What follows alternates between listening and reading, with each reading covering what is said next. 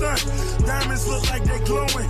50 stacks all singles, I make it look like it's snowing. Treat them like jack boys, catch them slipping and slam. Treat them like jack boys, catch them slipping and slam. Then I'm still gon' stunt. Diamonds look like they glowing. 50 stacks all singles, I make it look like it's snowing. Treat them like jack boys, catch them slipping and slam. Treat them like jack boys, catch them slipping and slam.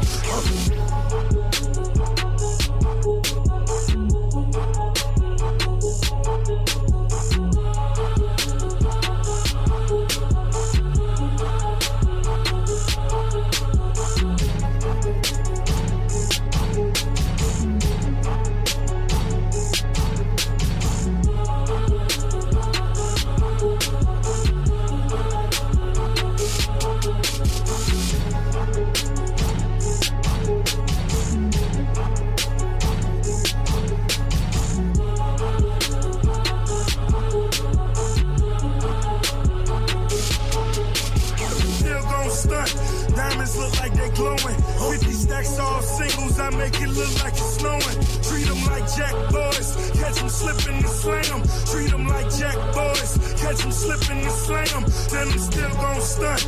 Diamonds look like they glowing. 50 stacks all singles, I make it look like it's snowing. Treat them like jack boys, catch them slipping and slam. Treat them like jack boys, catch them slipping and slam.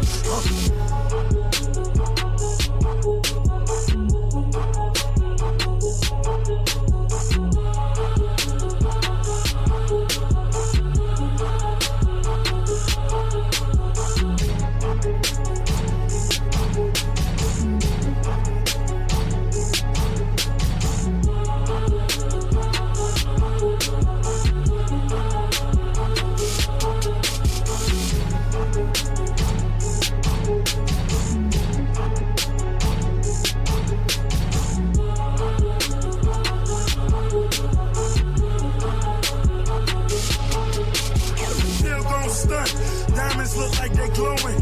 50 stacks all singles, I make it look like it's snowing. Treat them like jack boys.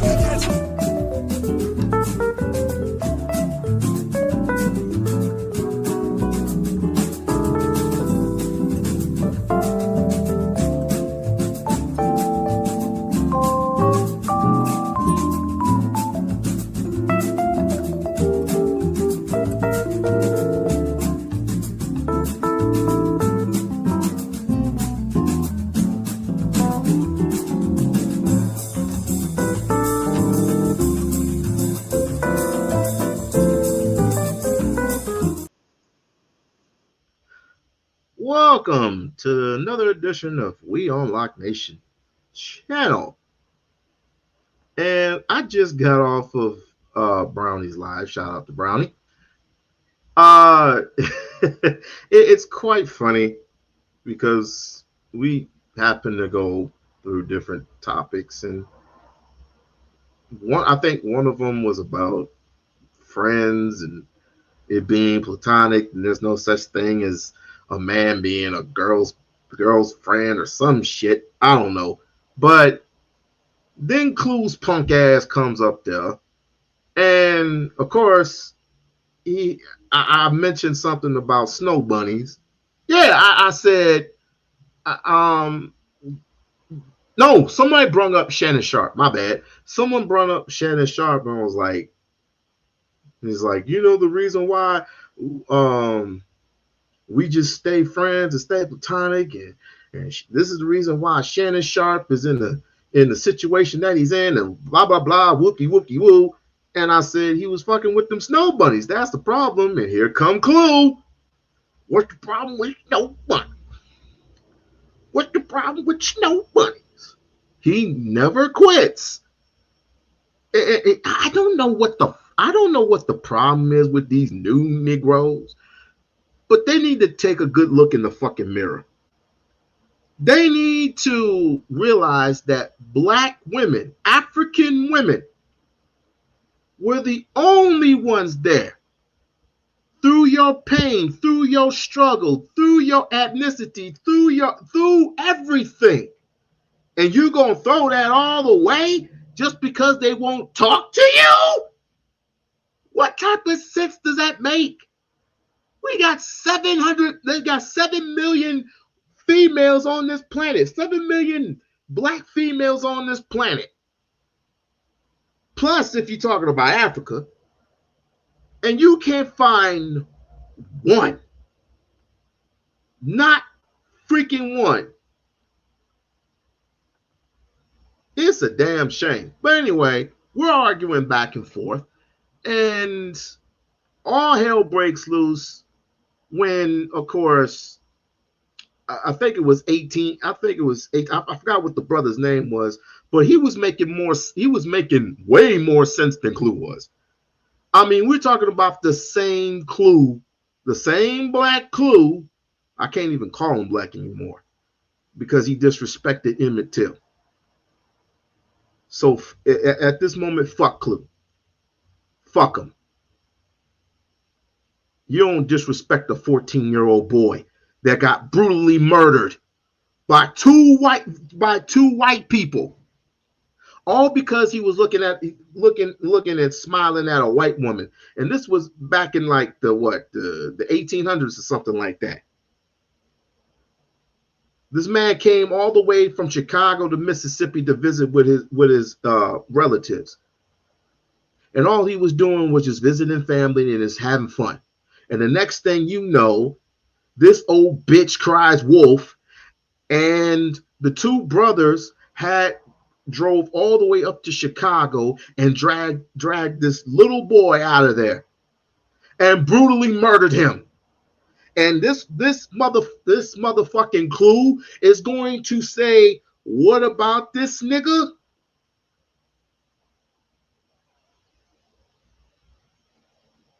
I swear to God, anybody, if I catch anybody saying anything derogatory against a young boy like that, any young boy that was brutally murdered, any black man, any young black boy who was brutally murdered the way that Emmett Till was murdered,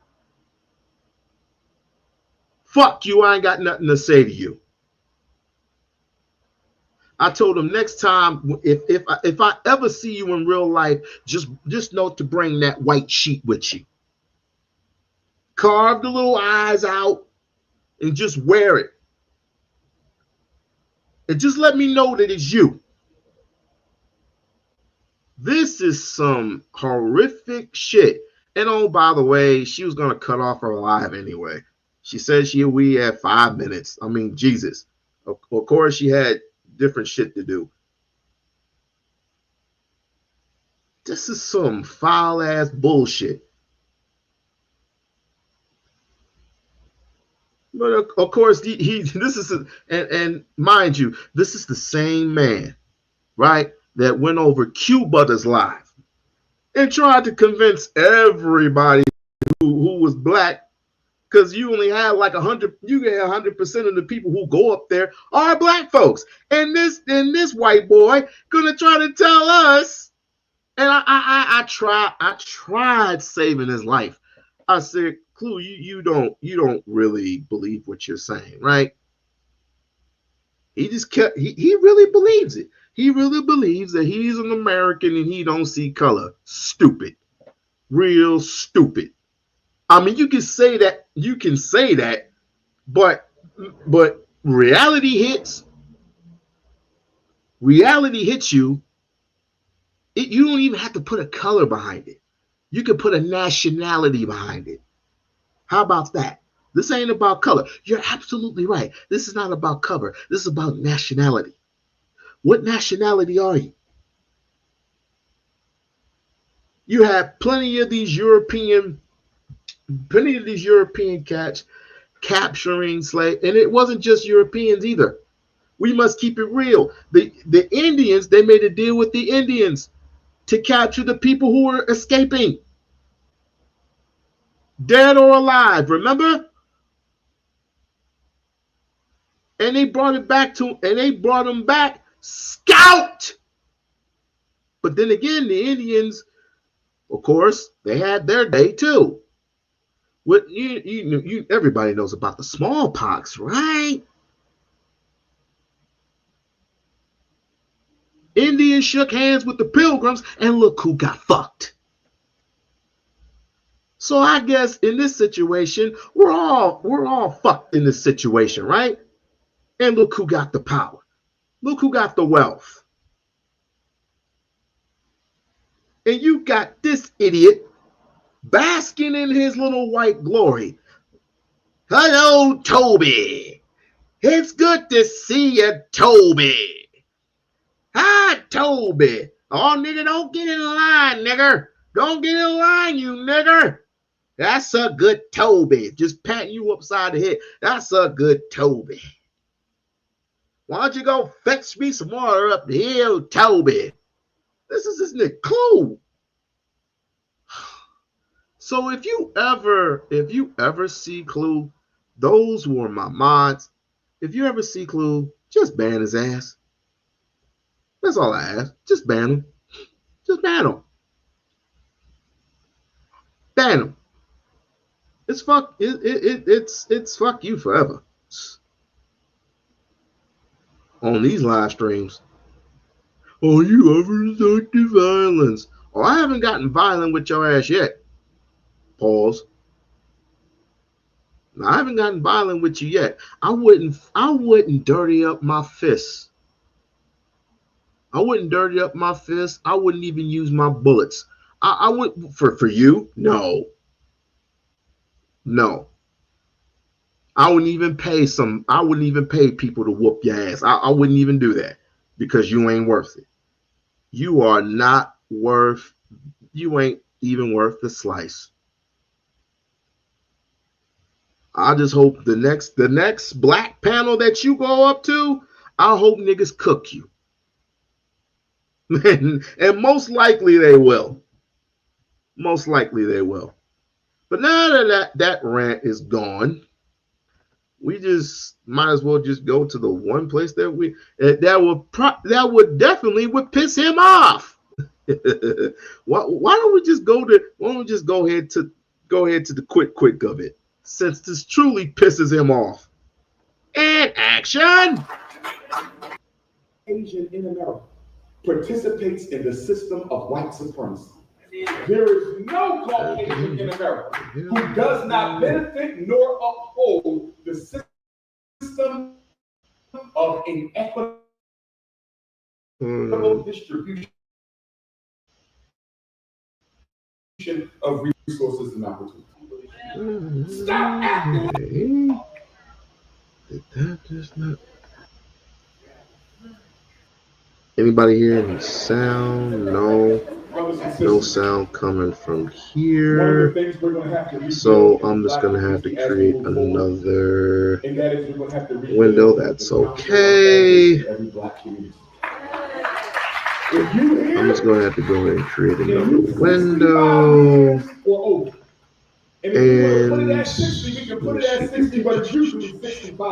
sorry about that, guys. I'm just shit don't like to work. In Cleveland who are 65 and older. Those elders in Youngstown and Columbus who are 65 and older. Those elders in Toledo, in Xenia who are 65 and older. They need to start meeting and come up with some rules for the black community. Because if we had a council of elders in Cincinnati. Nah, I got the sound up. Okay.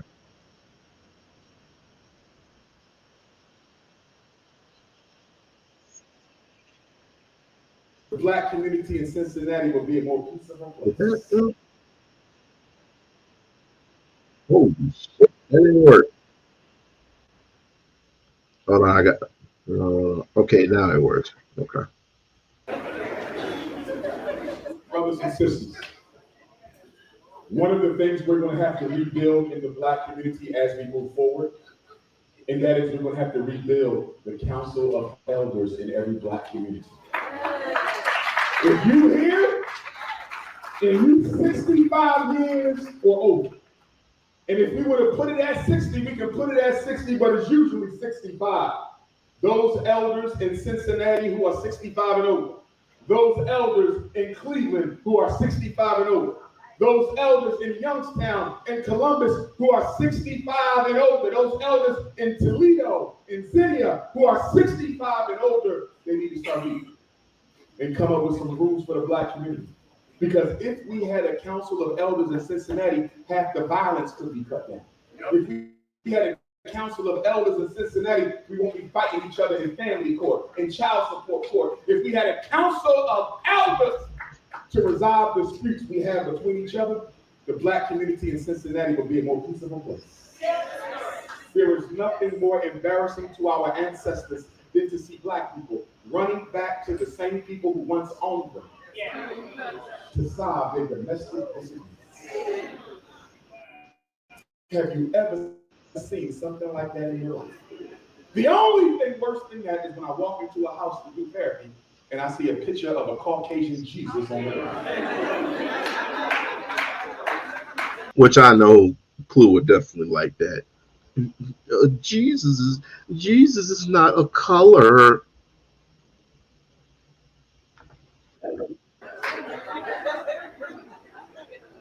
Raise your hand if you still have a Caucasian Jesus on the ground.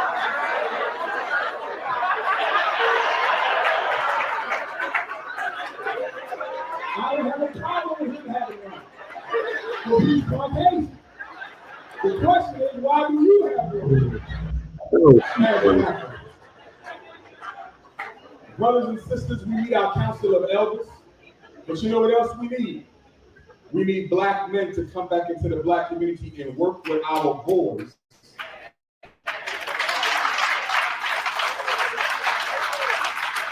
In a capacity outside of entertainment and athletics. I don't know about you, but I am sick and tired of black boys being socialized to be athletes. Why is it the only time I see black men engaging black boys is to exploit their young talent for your ego? I'm so tired of every black boy. I have a question, just a question. How long will it be before athletes get a clue?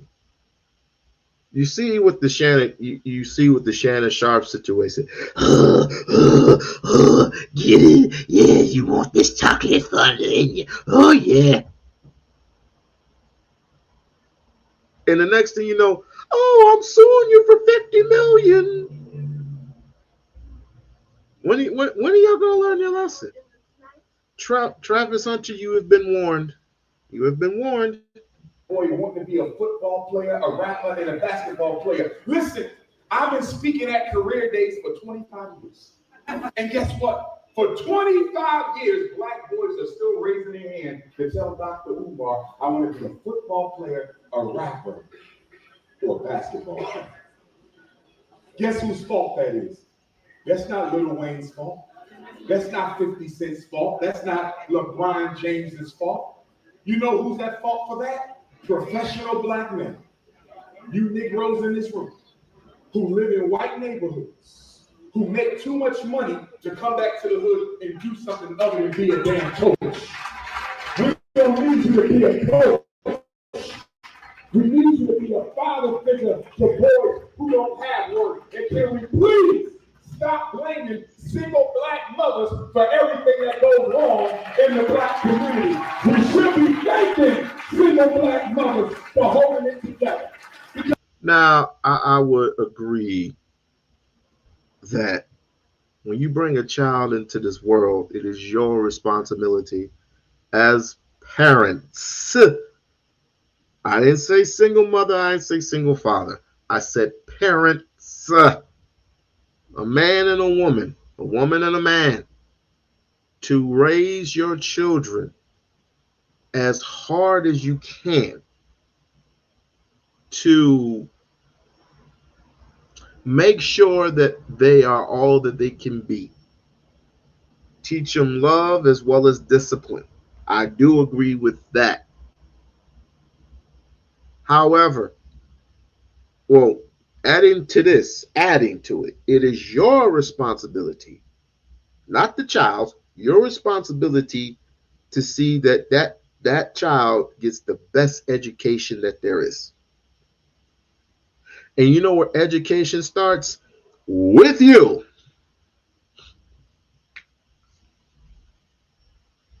That way we won't have panels full of people with self-doubt that I can't approach a woman. I can't approach none of these men, and we won't have to have these conversations. But this thing has gone too far. This is too far gone.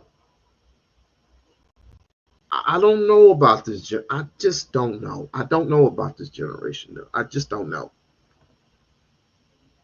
I think we need. I said it before and I say it again. We just need to separate. That's not going to happen. Because if it wasn't for a single black mother, it would be worse now than it is right now. Every time, not now, sister, I'm talking. Every time, you catching the African Holy Ghost. Hold on. Every time I go to a meeting to talk about crime, to talk about low graduation, to talk about youth unemployment, everybody said, well, if the parents just took care of the kids. Well, guess what?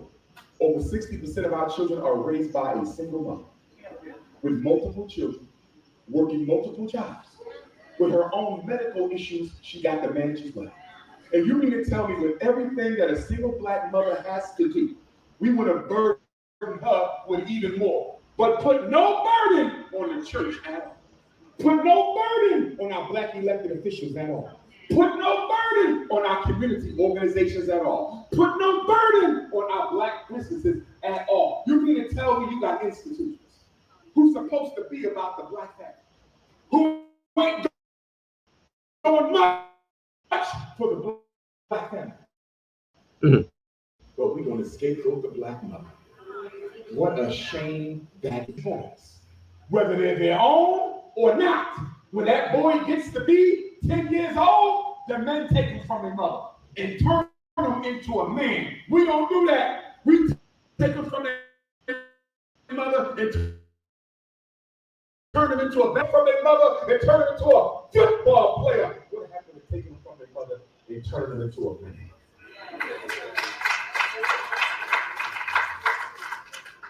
What am I trying to say as I wrap this up? I'm trying to say that although America has done a lot to us, and America owes us, yes, we entitled to reparations. America has given reparations to groups of people who weren't even victimized on the soil. So of course we are entitled to reparations. And we will get our reparations. But let us not distract ourselves from the fact that as a $2 trillion people, Mm-hmm. we could solve most of our problems ourselves, even without the reparations. I have a question. Yeah, it's me again. I have a question. What are you willing to do for reparations? That would be a question for your ass. What are you willing to do for reparations? Are you willing to change your names, change your identity, change your statuses? What are you willing to do? That is a real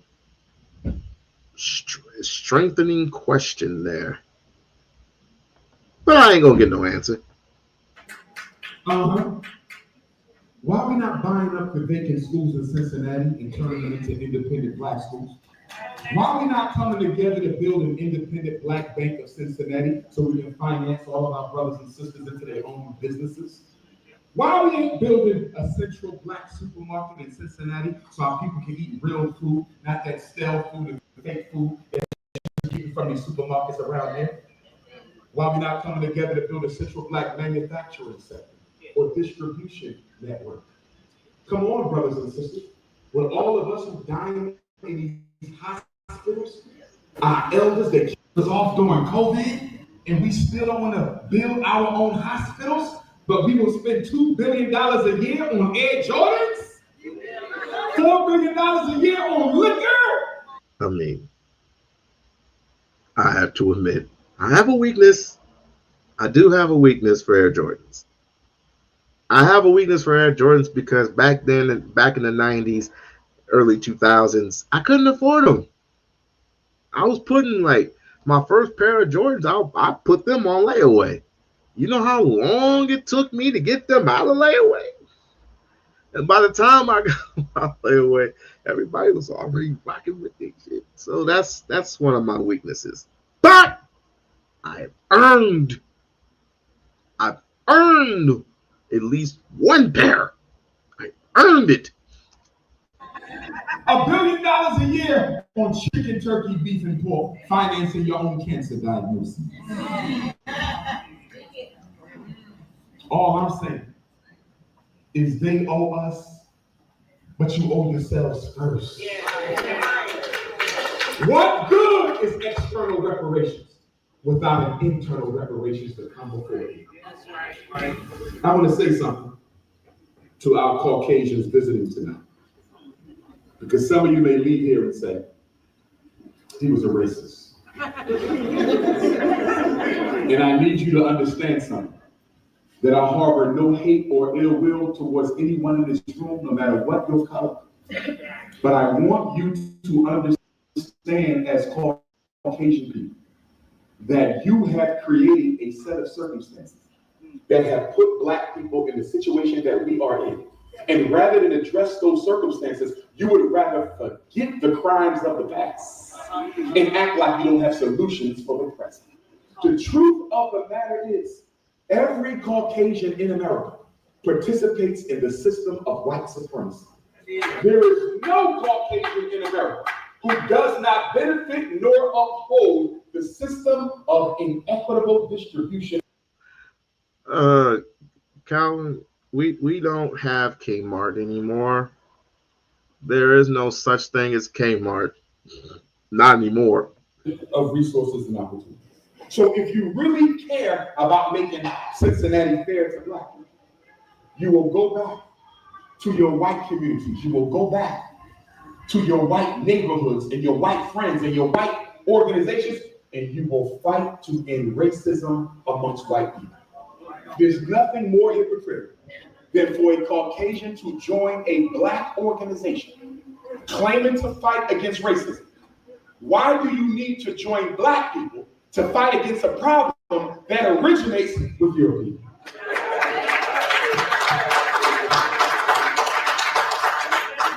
When I talk to Caucasians, and they love to talk to me, and I ain't got no problem with it, they say, what can we do? What can you do? Isn't your father a judge? How many Black people he locked up this year? What can you do? Your mother is an elected official. How many resources has she brought to the Black community? What do you mean, what can you do? Isn't your cousin the CEO of that bank? How many mortgages did he decline to Black people? Stop acting like you don't know where the problems are, white people. You know where the problems are.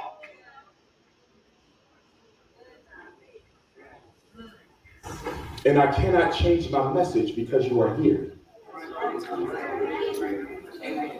Because if there is one privilege that many Caucasians are used to, and it is the privilege of knowing that even if it's just one of them in an army of Blacks, that we will twist and turn and compromise our message to make them comfortable.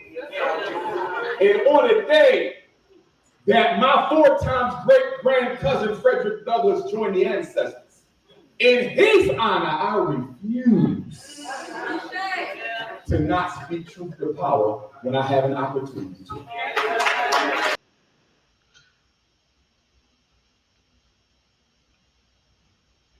White folks crashing out.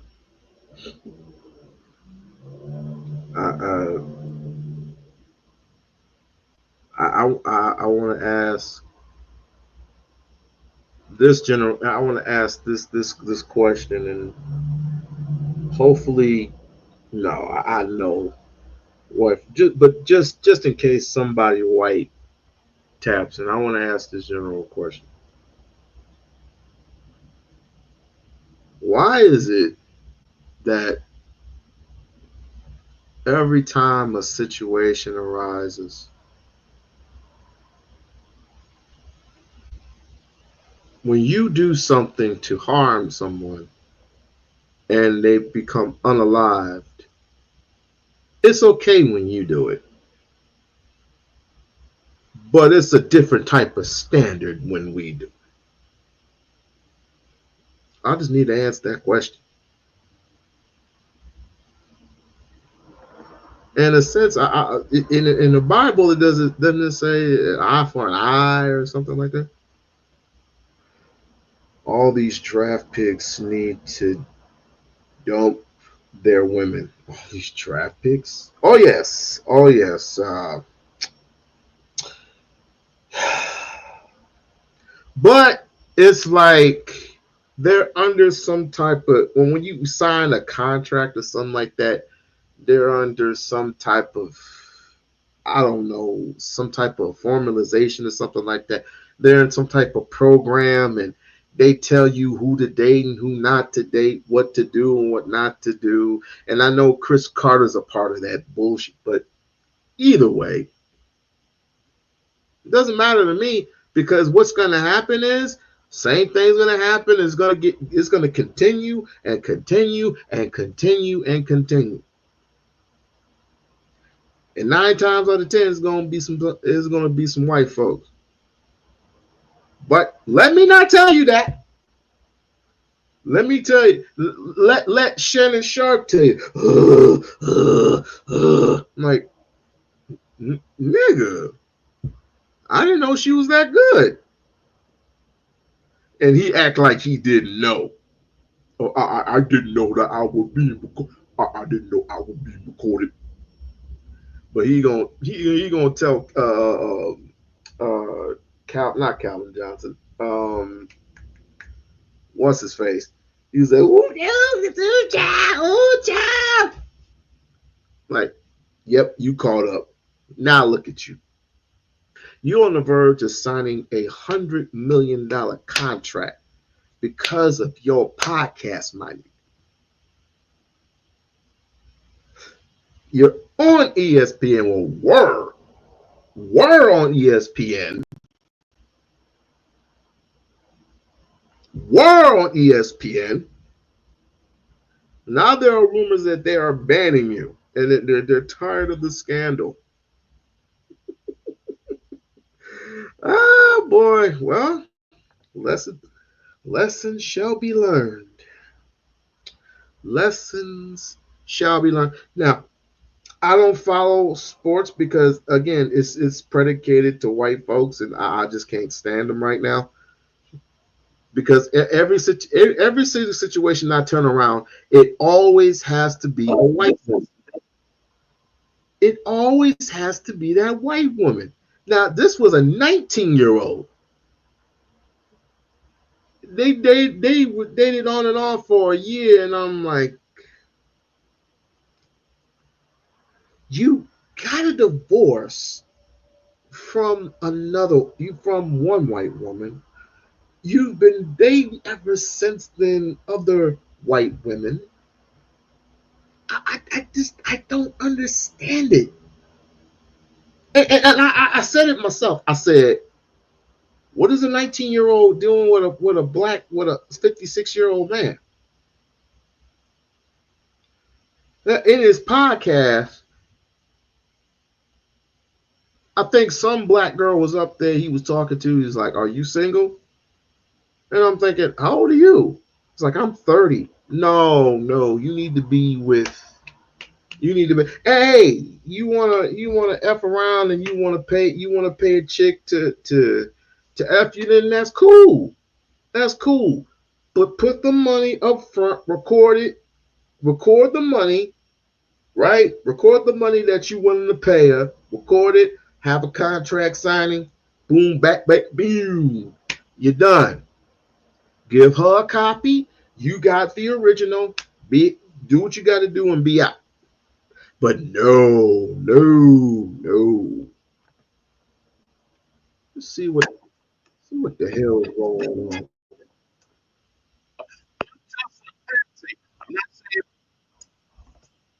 Like, share, and subscribe to the channel. Now, oh my God, this I can't believe I'm reviewing this pansy. I can't believe I'm reviewing it, but something needs to be said about this kid. Number 6, Luke. Let's play SOT 6. This is Shannon Sharp's own attorney backing the bus over him, throwing him on the ground, run, doot, doot, doot, doot, doot, just backing a bus over his client. Willing to pay an amount in the tens of millions of dollars by the plaintiff in return. Didn't happen. Let's play the clip. SOT 6. Did you and Shannon offer to settle these accusations? Yes, there was a settlement offer made by Mr. Sharp. I will only generally say to you that it was in the tens of millions of dollars demanded by the plaintiff in return for her silence. That's under any definition commonly understood. That is blackmail. And Mr. Sharp was willing to pay an amount in the tens of millions of dollars, but no final agreement could be reached. And we thought we were still in the middle of discussions when, without warning, the mediator, the retired judge, ourselves, without any. How was that movie? If you had to rate it 1 to 10, what would you rate it? Prior warning, still thinking that we were close to a final agreement, the plaintiff and her lawyer from Houston filed a case in Texas, publicly accusing my client of lies and willful, harmful lies by using the rape word when it was she knows, 100% knows, and the evidence will show that she knew that this was entirely consensual. So we were of the belief on our side that we had an agreement without any warning. Not even the mediator, who is a retired judge, was given a warning out of courtesy. This case was filed and the public charges went throughout the media before we even knew that the discussions were over and the case had been filed. Jason Whitlock don't like anything black. Let's put it that way. Marquis said it was mid, but enjoyable. I believe it. Because your typical vampire movie, but what Ryan Coogler added into it, I can see it. It's like I can sense it, and I guess like the Woman King, you wouldn't be disappointed. You wish it could be better. There might be a sequel to it, because rumor has it that I didn't even see the movie yet, but rumor has it that what was his name? Clash, or not Smoke, but the other twin. He got bit, and so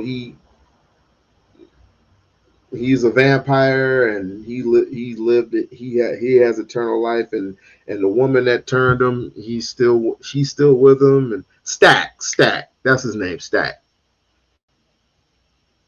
So with that, I think they can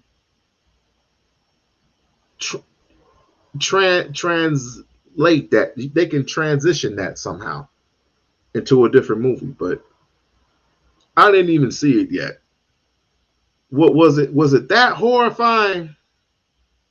Was it horrifying? Was it like very scary? Like, oh my God, scary, gory, scary? Like for example, the gory scary. If you've seen Daredevil, the last episode when Kingpin tore that dude's head apart, that type of gory. Did y'all hear that? Did y'all hear the same thing I just heard? The man started out, she was blackmailing us. That was blackmail. And we were willing to meet her blackmail demands. Shannon Sharp was going to give her $10 million.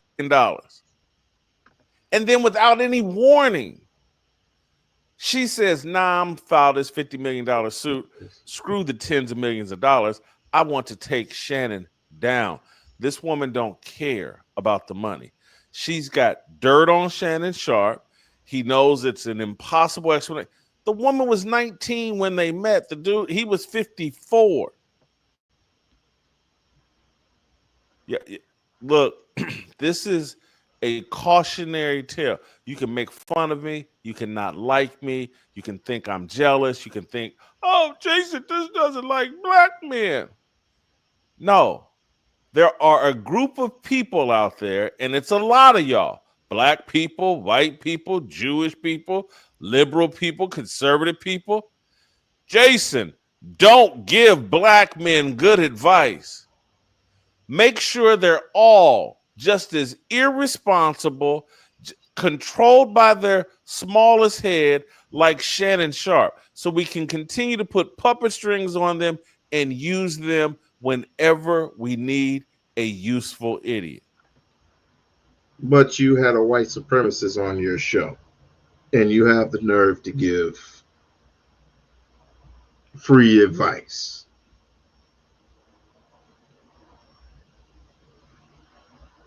You had Jake Lang on your show, the same man that said that Carmelo Anthony needs to be back behind bars and not at home with his parents. I wouldn't want to. You mean to tell me I'm playing with? You want to play hopscotch? Your son wants to play hopscotch with that boy? He's on house arrest. He can't play with nobody. What are we talking about here? I sit here and try to tell you, be careful. Don't fall for them big cans and peanut butter skin. I sit here and try to tell you, have a public life, a private life, and a personal life. I sit here and tell you, beware of these women. Quit running around trying to prove how super masculine you are by sleeping with all these different women. Quit trying to prove how black you are by going out and playing this ghetto character. Once you adopt that character to make money, now you're addicted to that character. And so y'all can get mad at me all you want for trying to give black men the advice, and just men in general, the advice they need to survive this feminist, matriarchal, wicked world that has been. Oh, shut the hell up. And that was me then using that to remind everyone that I felt like Shannon Sharpe was striking revenge against Skip Bayless, because he's still upset about that, and striking revenge against Charlie Dixon. Why would he strike revenge against Skip Bayless when Stephen A. Smith put him on ESPN? And on top of that, he already had a podcast and a show that when he interviewed Cat Williams, that thing alone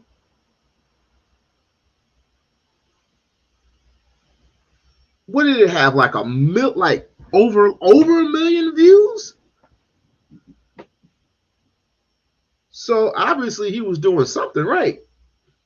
The executive, because he was still upset about that. And I was saying, they got dirt on YouTube, bro. And my expectations are what. Damn it, my bad. What I was told last night is at some point this morning, some point in the next 24 hours, there'll be additional reporting about issues that had to be settled at Fox Sports related to Shannon Sharpe. I lived this. I was there in 2018, 2019, 2020 when this all was going.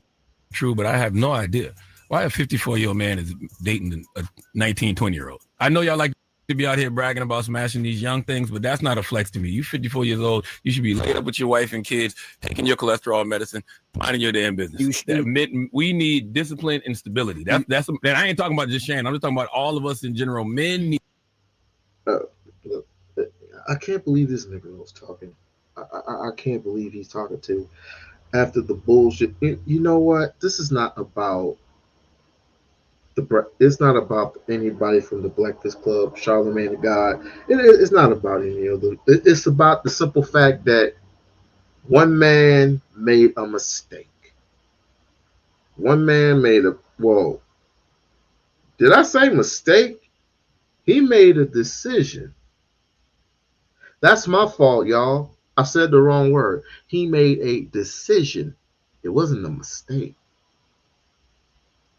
He made a decision that may cost him not only money, but his job.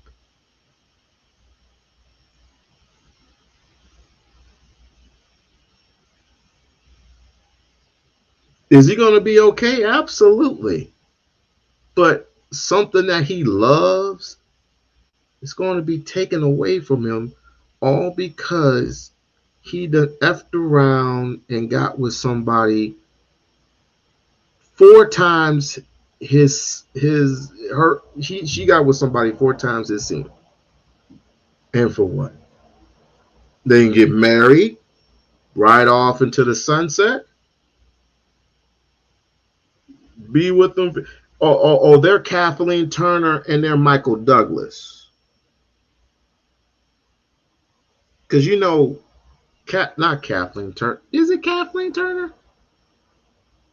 All I know is one of them white women is like 2 times. She's 2 times younger than Michael Douglas. Michael Douglas is damn near in his 80s, and she's probably just got in her 50s. Jesus Christ. Need discipline and stability. Find you one woman and settle your ass down, okay? I agree with you, but it's not against the law. He can as long as the person's over a certain age, it is not against the law. So legalities, that's not against the law. I'm with you. It don't feel right, but for himself, it's not against the law. I'm with you. I'm just saying a 54-year-old man is supposed to be laid up with his wife and kids somewhere. Hell, maybe even have a couple of grandkids. I don't want to be chasing no young girl. Because what are the conversations like? So what are the conversations like? And this every show has to have this female voice in there to distract from the conversation. Damn, what is this Negro got against females?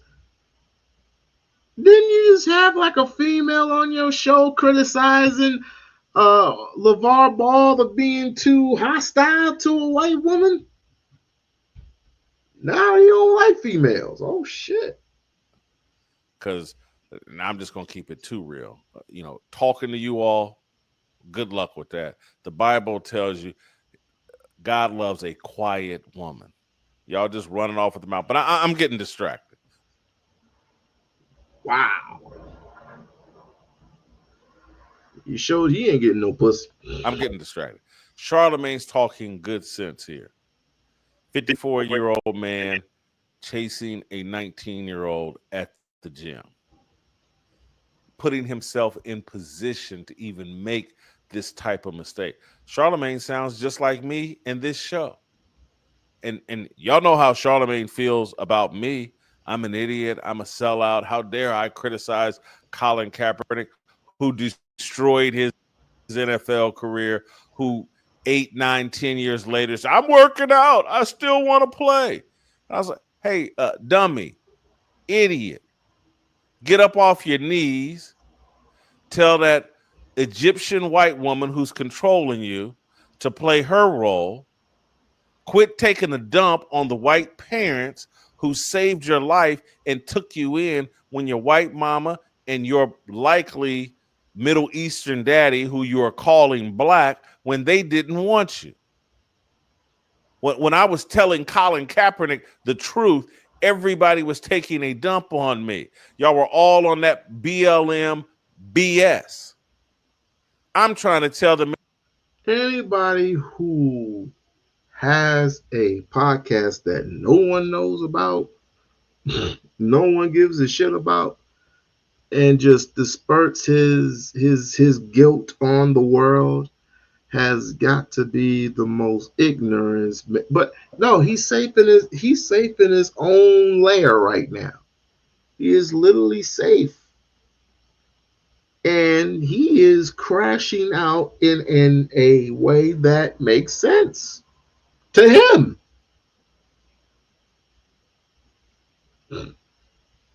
No wonder he ain't getting no pussy. Man, how to salvage his career and do what he actually. Wait, wasn't it the same? I forgot. Wasn't this the same one that said when LeBron James had gotten vandalized in one of his homes in LA? He said, LeBron James is gonna be all right. Ain't nothing gonna happen to him. Move on.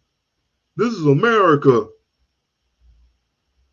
I'm going back to my penthouse and I'm putting my feet up and I'm gonna pretend that's not gonna happen.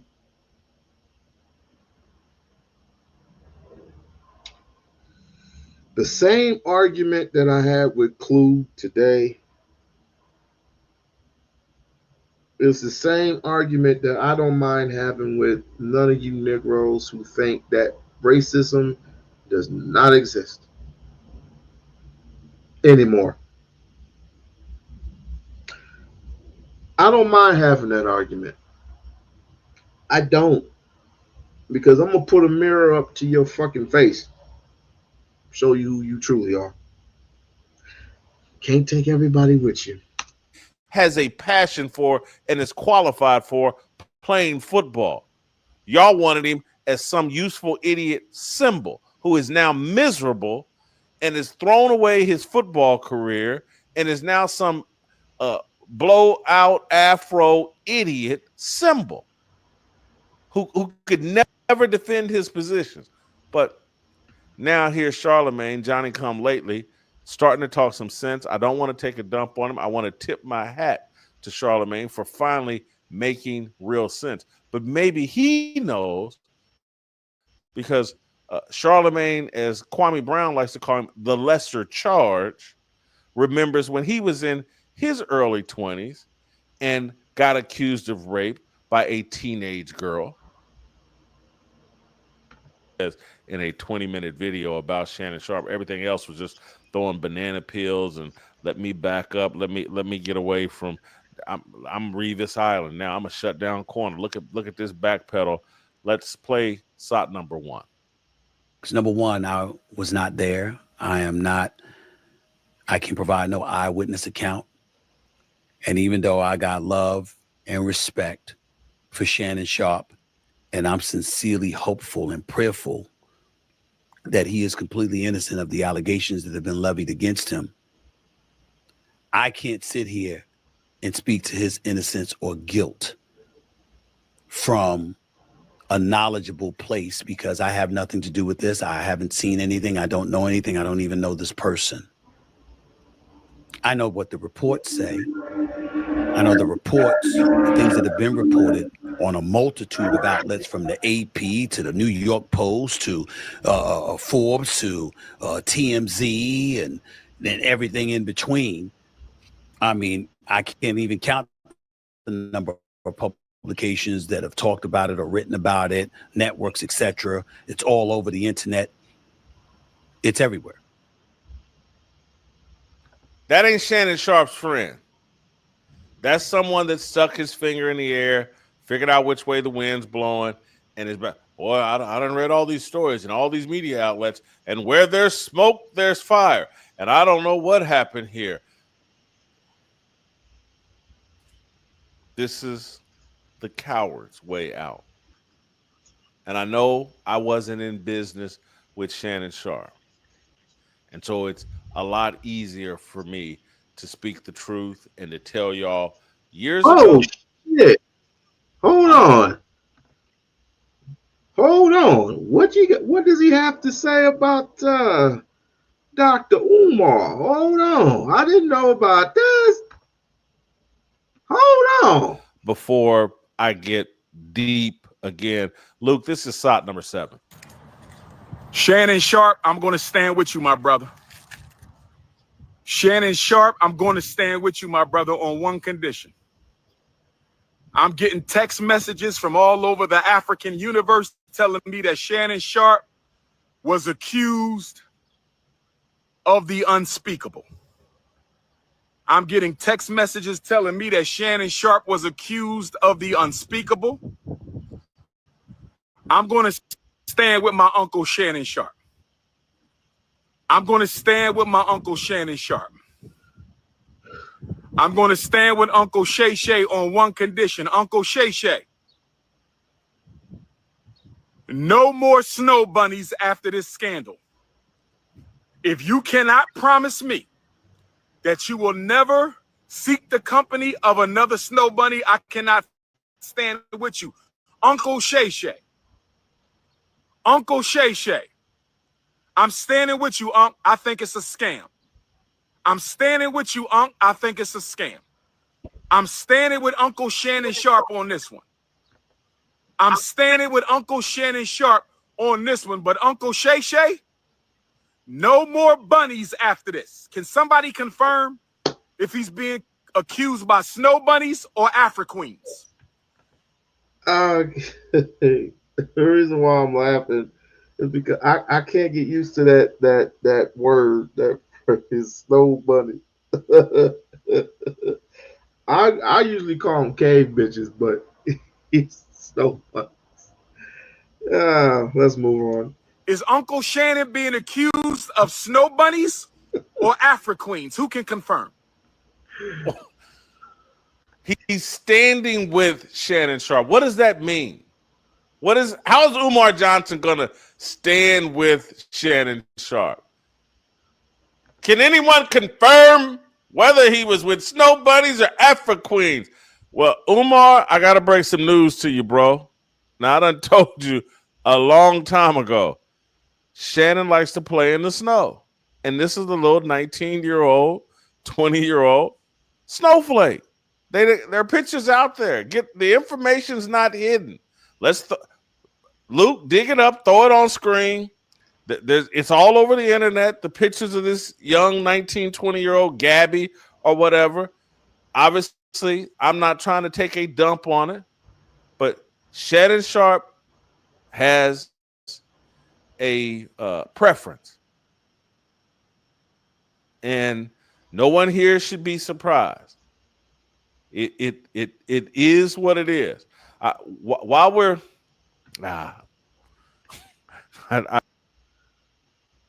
I said that too. I've been saying it. Like it don't make no sense. And and what the worst thing about it is, he's sitting there. Ooh,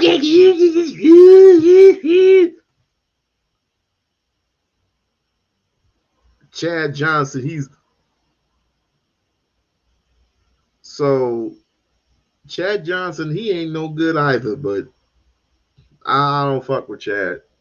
Good football player back in his day. Good football player. But other than I remember a long time ago when they did a string with each other. They said, well, it doesn't matter about black and white. It just matters, if she loves me. What's wrong with just having a woman just love you for who you are? There you go. There you have it. Don't run from it. Don't try to hide from it. Embrace it. Embrace the fact that they love you for how much you make. They love you for how much, not just how much you bench press, how much you work out a day, which Shannon Sharp's in good shape. I can tell by that recording.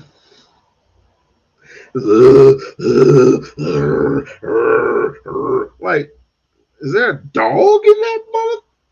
I'm trying to. Yeah. You want this black? You want this black coffee? I'm gonna stir this black coffee. What the fuck is wrong wrong with this thing? Oh man! And the next thing you know, 50 million.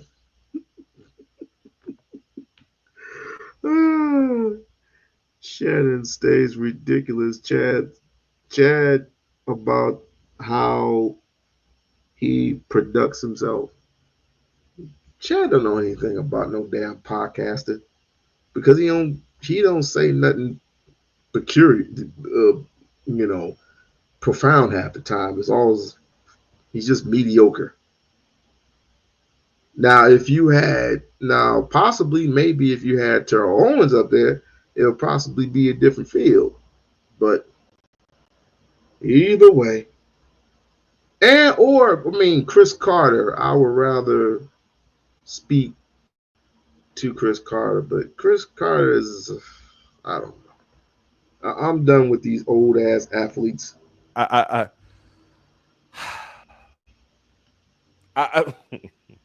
Shannon Sharp has I want to replay this just while we're lightening things up before I get back into dealing with this in a more serious way. I want to replay you the clip. This is shot number 10, Luke. I want to replay you the clip of Shannon from yesterday in his recorded video. And so I want you to listen to Shannon's explanation of this, and then I'm going to tell you what to think about it if you miss it. This is all being orchestrated by Tony Busby, who has targeted Jay-Z. Tony Busby targets black men, and I believe he's going to release a 30-second clip of a sex tape that tries to make me look guilty and play into every stereotype you could possibly imagine. That video should actually be 10 minutes or so. Hey, Tony, instead of releasing your edit, put the whole video out. I don't have it, or I would myself. You know what happened, and you're trying to manipulate the media. So Shannon said some interesting things here. I hope you caught it. Tony Busby targets black men. He went after Jay-Z. Now, what he won't say is Tony Busby also targeted Diddy, and Diddy's locked up right now. He's been locked up for a while and probably isn't coming home. He also went after Deshaun Watson, and Deshaun Watson's career has been ruined, and his reputation's been ruined, and so everything's not a swing and a miss for Tony Busby. And just because he didn't get Jay-Z this time doesn't mean Jay-Z's record is totally clean. There's a lot of dirt and information out there about Jay-Z. But there was a few other things even just as interesting. Shannon goes into he's going to release a 30-second clip. There's a middle ground in there. But and then people start, hey, what's he taking? And maybe that's why.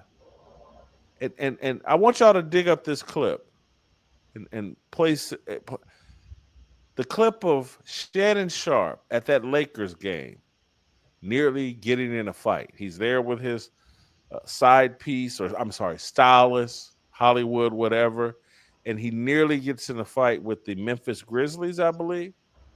That's a lack of emotional control. That's someone easily triggered. That's someone.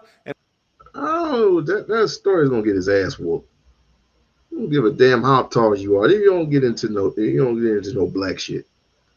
Take your white ass somewhere and sit your punk ass down. And John Morant, you are one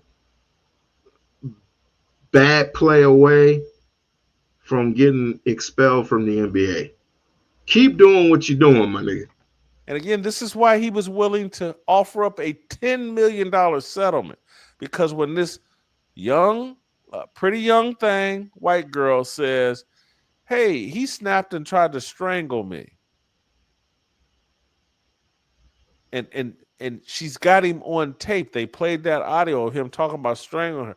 It's like, that's someone with not much emotional control. Didn't we just see him on the sidelines of Lakers losing himself, about to get in a fight with these young NBA players? These are obvious red flags. Obvious. And Stephen A. and ESPN ran by those. Boy, you just talking shit. Crashing out is crashing out. But like I said, John Morant, you are one clickbait away from being expelled from the NBA. That's all I got to say.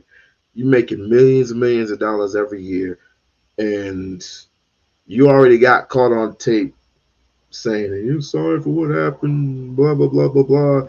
Because I got caught with a gun in the car. Like, you ain't fucking sorry because you keep doing the same shit over and over again. I don't feel sorry for you.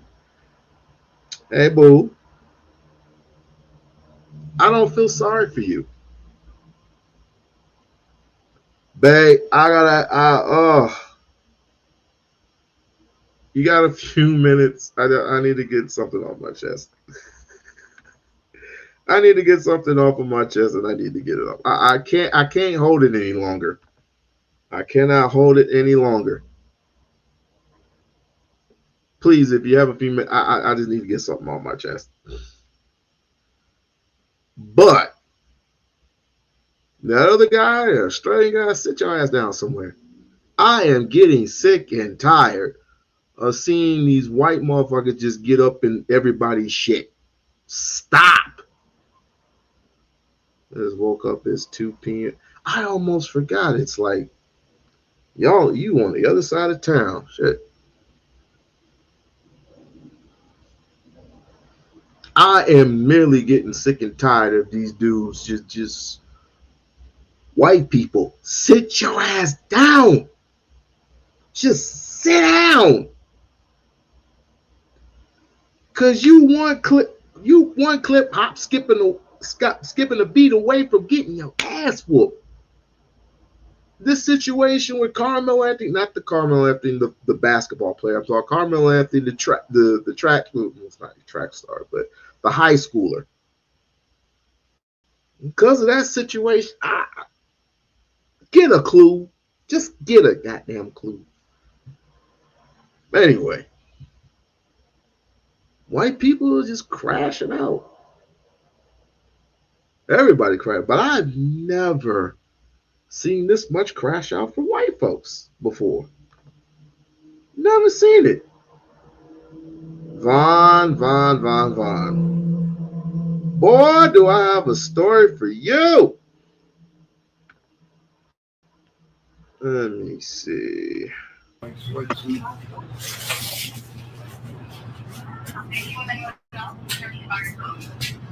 Oh, I think she's one another woman. That's a child. That's a child. Oh, it's a child. Okay, I can't tell. That's a child. Exactly, because she's black. That's a child. You know what? That's a child. So don't you walk too free because you're going to get in trouble. She's a child. I'm not getting in trouble. You don't do that.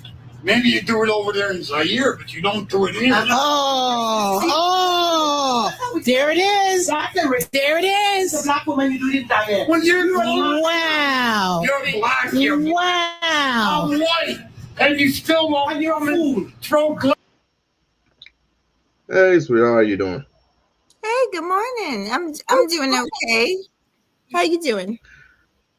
I keep forgetting it's like 3 hours, a 3 hour difference where you from. Oh, yeah, I keep on telling you should go early. Well, you do go live earlier too sometimes. But what's up? You can tell the difference because most of your subscribers are on the East Coast, you know. I know. Okay. I've been thinking about you for basically talking about you for the past couple of weeks. And I don't know if you've heard me say what I've been saying for the past couple of weeks, but I know how do I say this? I know you're a strong individual, right? Yes. Do you know anything about the drama? Did you know something? Because if you do, let me know.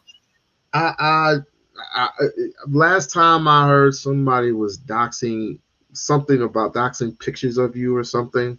That's the thing. I honestly thinking about it, and I listened to that video of Nyla Says in real life and is not in cyberspace. I listened to it over and over and over again, and I'm thinking I'm thinking I do know who it is, but regardless, it's not acceptable. And so I'm just calling people out on poor behavior.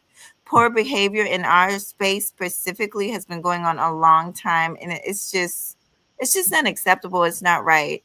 For instance, I like you, but guess what? I don't need to know where you live at. I don't need to have pictures of you that you don't know about. Like, the shit is weird and creepy. Yep. Yeah. Well, I'm still stuck on Sexy Red. I didn't know about all this doxing shit that's going on. Y'all, they still doing that over there? You still You said you're stuck on who? What happened? What happened with Sexy Red? Our Sexy Red?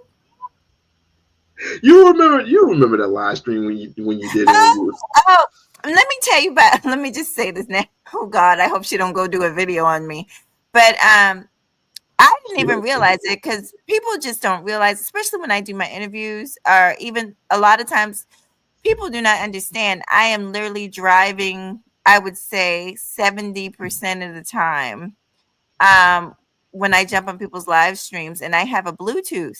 So on Bluetooth, I can hear people, but I can't necessarily see people. And so a lot of times I don't even be looking in the chat rooms to know what the hell is going on. But I did an interview with Super Sly, and shout out to Super Sly, long time, I guess, co-worker friend.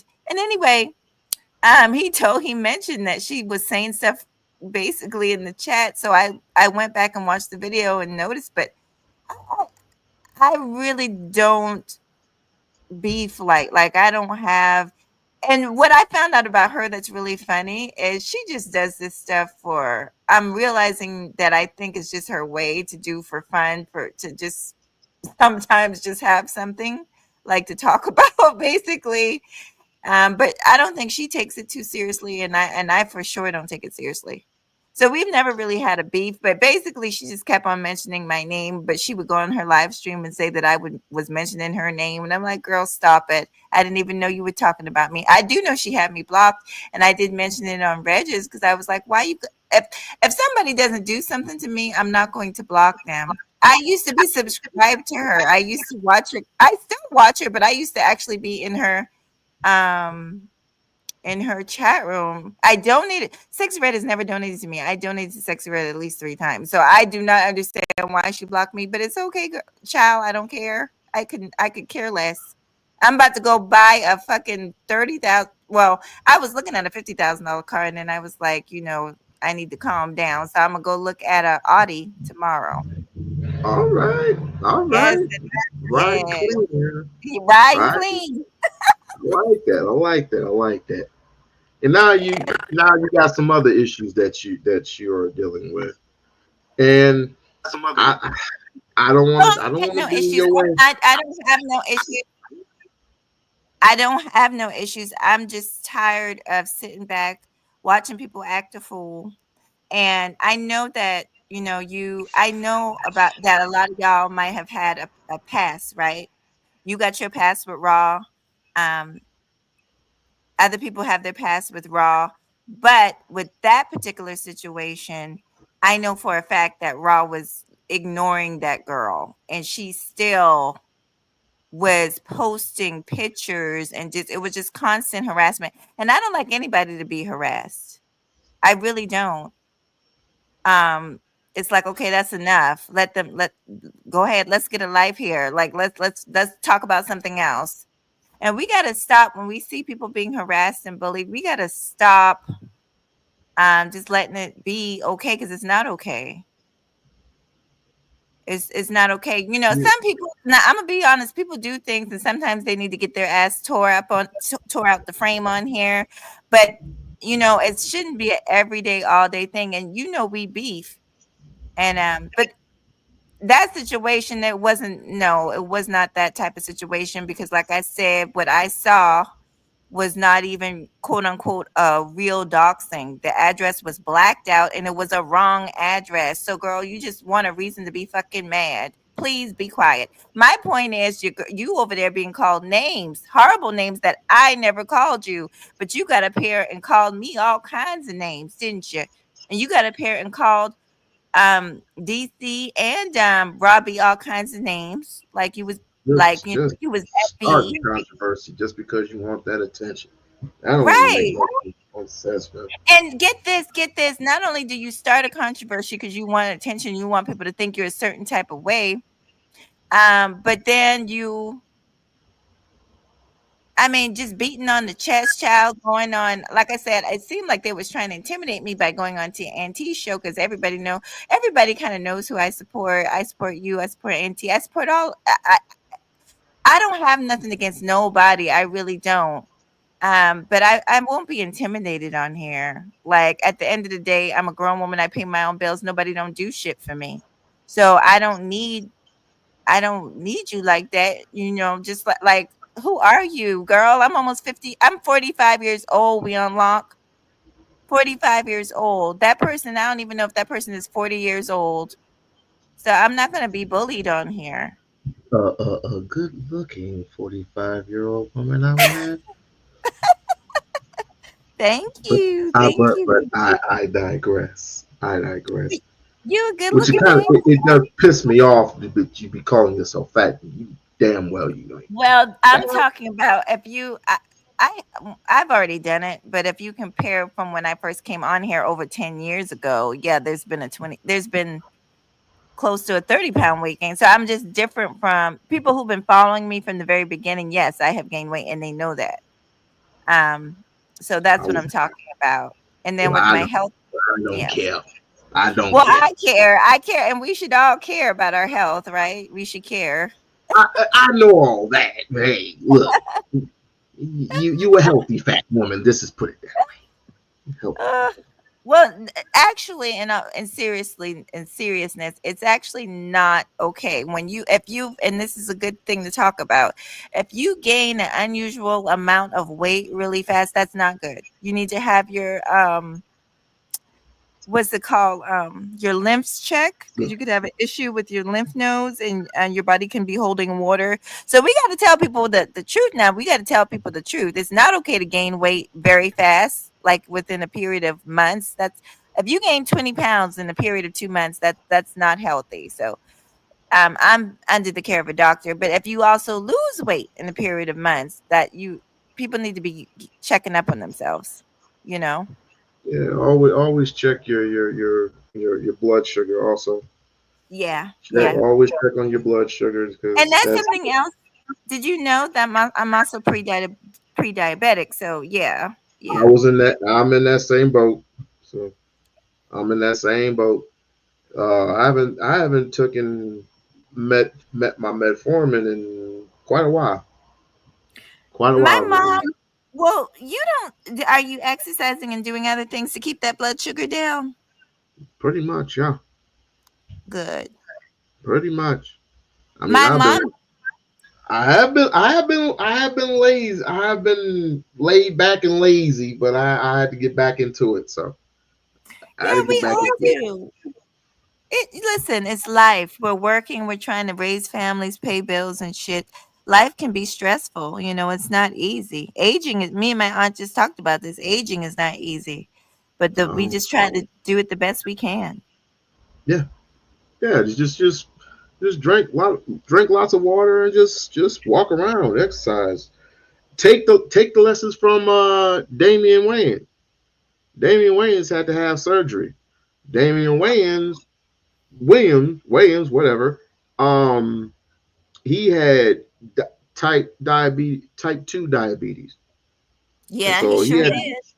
He had to get rid of that sugar. So just don't be in that realm where you had to have your leg getting torn off because of type 2, or you pass out. And next thing you know, there's taking blood, and if your blood sugar is anywhere past, I think it's like 150 or 200 or something like that. His was at 585, which is way in the danger zone. Mm-hmm. Way in the danger zone. So when they took my blood sugar, I was at 96. So I was like, oh, okay. So we can work with it. We can work with it. We can work with it. It's kind of difficult to work at somewhere around 500. 500, you need to relax. You need to relax and chill out. But we need to take those lessons and take it to heart and everything. I see what you're saying, but I still think you look good for But it. you know why? Because you're going on the exterior. But see, I know my body. You're talking about somebody that's been in health and fitness for my whole life. So I get it. I get it. Because, but like most people would not know that I'm pre-diabetic because of the way I look. My sister is also pre-diabetic and she's very small. She's been small her whole life, but actually she was diagnosed with diabetes a few years ago. It's in my family. It's in the family. Do you drink pop? I had stopped, but I recently, due to stress, started drinking again. I've cut it out before. I'll cut it out again, but I recently did start. I mean, you drink the sugarless ones, right? No. You don't drink My the sugarless job, ones? let me just say this. My job dealing with kids all day, screaming babies, and it's a very, I'm not trying to make excuses, but my job is extremely stressful. And I also, my last job was extremely stressful. I do notice, depending on where I'm at and what I'm doing, whether I'm sitting in traffic for 3 hours a day, driving from state to city to city to city, all those things contribute to my health. And so I don't want to turn this into a health show, but I've learned to work. I've learned to kind of handle the stress in my job, because I think for me it's not so much diet only, but it's a lot of it's stress, and taking care of myself when I'm stressed out, not allowing myself to be too stressed out. Because I notice when I calm down, like when I exclude stressful things out of my life, I immediately feel better, like immediately. And I drop weight when I drop stress. So for me, I think it's more of a reaction of what's going on in my life at the time. Does that make sense? What do you do to unleash stress? Well, for one thing, my mom is a lot better, because that was bothering me when she was real Okay. sick. So Okay. once she got better, that was a whole level. And once we got her under the care of a nurse versus me taking care of her, that was tremendous stress relief. Also, in my personal relationship, I just stopped tolerating certain things, and that was a tremendous stress relief. Are we still in contact? Yes. I've known this man for close to 20 years, so we'll always be in contact. But do I have to tolerate mistreatment, things I think I am better than? Hell no, I don't got to tolerate it. Okay. So once I cut a lot of the stressful things out, I also don't work as much as I was when I first started YouTube. I was in the military. I was working 6 to 7, depending on what it was. If I was doing reserve duty, I was working 6 to 7 days a week on average. I was making a lot of money, but I was really stressed out and working too much. So now I do work. I gotta work, honey. I gotta pay these bills. And I ain't got no man here to help me no more. But I don't work as much. Like, I take at least Sunday off. I try to take Sundays off, and I don't work every single weekend. I told him, I said, I'm not gonna work every single weekend. And I make sure I get at least one day off a week.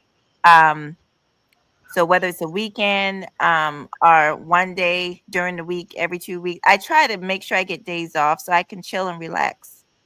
That's what you're supposed to do. Hmm. That's what you're supposed to do. So that you're gonna add. I mean, bad enough you're adding more stress on your body and everything, but you need your 8 hours, and not everybody gets 8 hours. 8 hours of sleep. Uh-huh. Now, so but you just all I'm saying is just be careful what's going on. And me and Auntie, we were sitting and we were talking about it, and he was like, she could take care of herself and everything. I was like, I can understand that, but I've been looking the last show I saw, Auntie's. Because I just checked for him today. I checked for him yesterday. I checked for y'all on the replay. And the last show I saw was, he'd been doing the Friday thing, the Friday. Yeah, the roast thing. Yeah, Yeah, the roast stuff. That's the last time I think I saw him. So when did yeah. y'all talk? We I think this was last week when we spoke. Oh, okay. We spoke, through IG. So Oh, and she was like, she'll take care of herself. So it's just let them talk, meaning Sexy Red. Let them talk they shit or whatever. She could take care of herself. let me just say, me and Sexy Red once again don't have nothing against well, I don't have nothing against her. I've always said that that's the truth. I think she was just mad. Well, let me stop. But I think she was upset that I did not publicly say something. But I don't have to publicly address everything, Right. and I don't have to. The truth. I already said how I felt on my own show. Like I don't have to go around. You know what I mean? Come on. Am I being the overprotective brother again? Am I being that? No, there were times. Now I'm gonna tell you, there were times, and shout out to Sheila because one time she was in your chat and she was explaining to me that this is what you protect the sisters, and I really we really do I appreciate it. remember her now. I remember her. Yeah. But we appreciate that. We do. Yeah, but then there's that thing of don't get into women's business, and I'm not kidding. Well, now let me just make this clear. Let me make this very clear. With that situation, yeah, I think I'm gonna just be honest. She was just doing that just to do it, just to. So there was never a beef. Let me just make that clear. There's never been a beef. Nothing has ever happened for us to have a beef. Now, with this situation going on right here, this is about me just being fed the fuck up because it does not make sense to me that let me just say this. DC the Purple Diva literally has got to be one of the nicest people on YouTube. Okay? So it does not make sense to me that she gets called all kinds of names. I am also a very nice person on YouTube.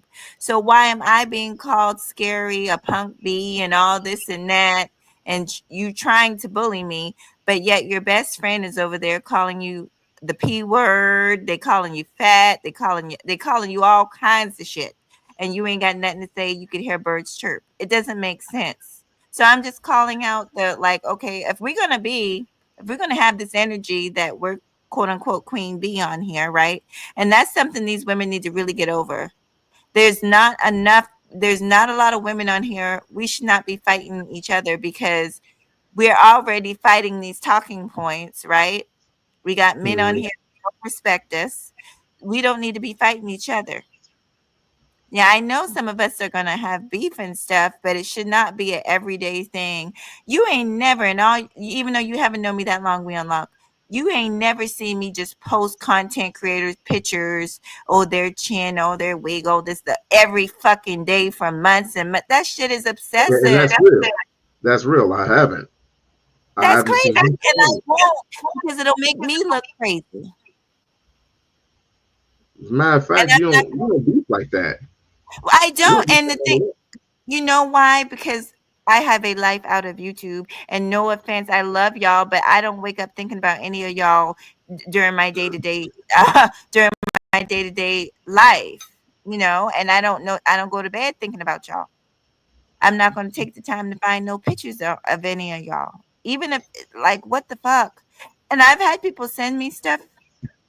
Even in this recent situation, I've had a few little people reach out to me, but it's nothing, about this situation. I'm talking about this person and this, I need it to be about the situation that I'm talking about. But go ahead, We-On-Loc. If you need any type of assistance, you know where to find it. Well, I'm not let me make this clear. I'm not like her. I don't need to contact other content creators to fight for me. I'm good. And like I said, that I'm not playing with these people. I know who to contact. Honestly, even I know who to contact to do what I need to do. Now, if people want to fuck around and find out, if people want to fuck around and get their channels down and get blocked off of YouTube permanently, because I know how to do that too, then go ahead and play with me. Go ahead and play. One thing, if you ain't figured this out yet, we unlock Mahogany Roots. Don't need no help with none of these hoes on here. I don't need no fucking help. Fuck around and find I out. tell by the tone that you don't. I can tell. Trust me. Because what you gonna do at the end of the fucking day? What you gonna do? I don't have a criminal record. I never did drugs. I'm not, I'm not somebody that I say I'm not. I actually look the way I look. I actually weigh what I weigh. I actually do what I do for a living. That's why they cannot fuck with me. These ragged, and I'm talking about the ones that was talking about me too. You got people like, Nyla. Oh God, when I went back and I listened to that fucking tape, and Nyla was acting like she's that bitch, like she's that girl, and I'm thinking to myself, that's married to Taz. yeah. Oh, you should have heard her. She was over there. Oh, they all want to be like me. And these bitches, and if it weren't for me, they wouldn't have. I was like, is she serious? Aren't they both kicked off of YouTube and they're over there Which on one? No. Well, I don't. No. She ain't kicked off of YouTube. She just keep on getting new channels because she keep on fucking with people and they keep on taking their channels. But I'm trying to figure out. Let me tell you what tickles me. How the fuck these? I'm gonna talk my shit. Can I talk my shit? Can I talk my shit? We-On-Loc, and I'll pay you for it later. Can I talk my shit? You know what? I'll give you the fucking solo screen if you like. Matter of fact, go ahead and crash out. No, you want me to crash out, y'all? I'm not gonna crash out, but this is the thing. I have literally came on here when I first came out. Listen, I have put the camera on at my job. I have put the camera on even at my mom's house. People who've really been following me, they know what the deal is. I put my camera on when I first bought my first Mustang, straight off the lot, honey. By myself as a single black woman, raising a child, honey. I bought this house is mine. Y'all notice I broke up and I ain't got no man and I'm still in this fucking house. This house that I ain't even gonna get into it, honey. But these motherfuckers ain't fucking with Mahogany Roots, honey. So at the end of the day, what you gonna do? What are you going to do that's gonna make me give a fuck? It's nothing you can do. I'm not a criminal. I'm not out here begging. I'm not out here bouncing from pillar to post, needing a place to stay. I'm none of that. I'm a veteran.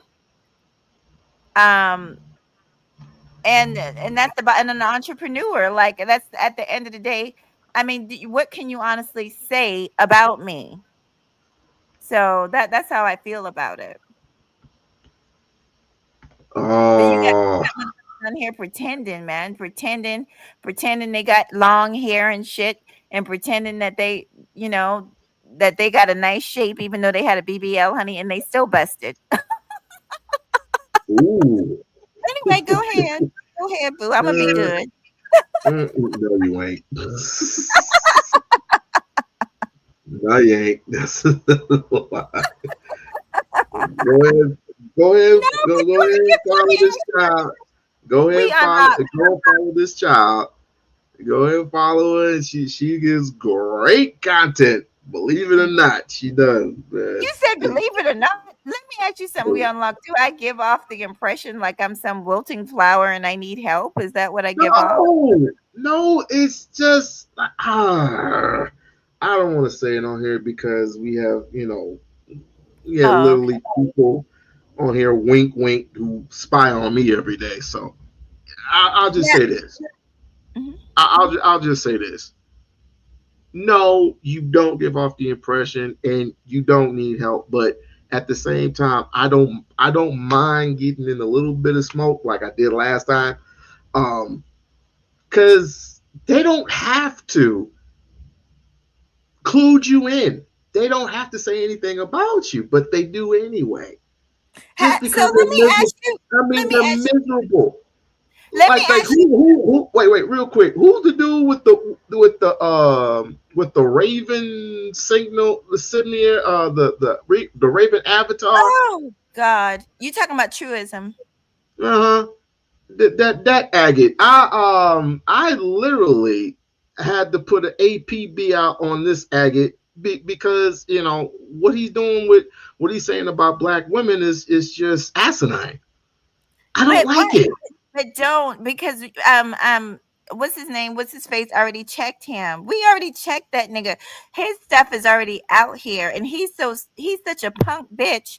Now let me talk a little shit about him. He is such a punk. See, I knew him and fucking what's his little friend? He had a friend up here named Joshua the Emperor. Let me tell you something. I'm a real woman. And so I know when a real man is like, you're a real man, you in my presence. I know a man that like coochie. Okay. When a man choose another man to talk shit about a woman with, that means you don't like no coochie. That means you in the closet, honey. So I knew the type of person he was, him and his friend was. Like literally, if you listen to these men, they seek approval from other grown men. It's really sad.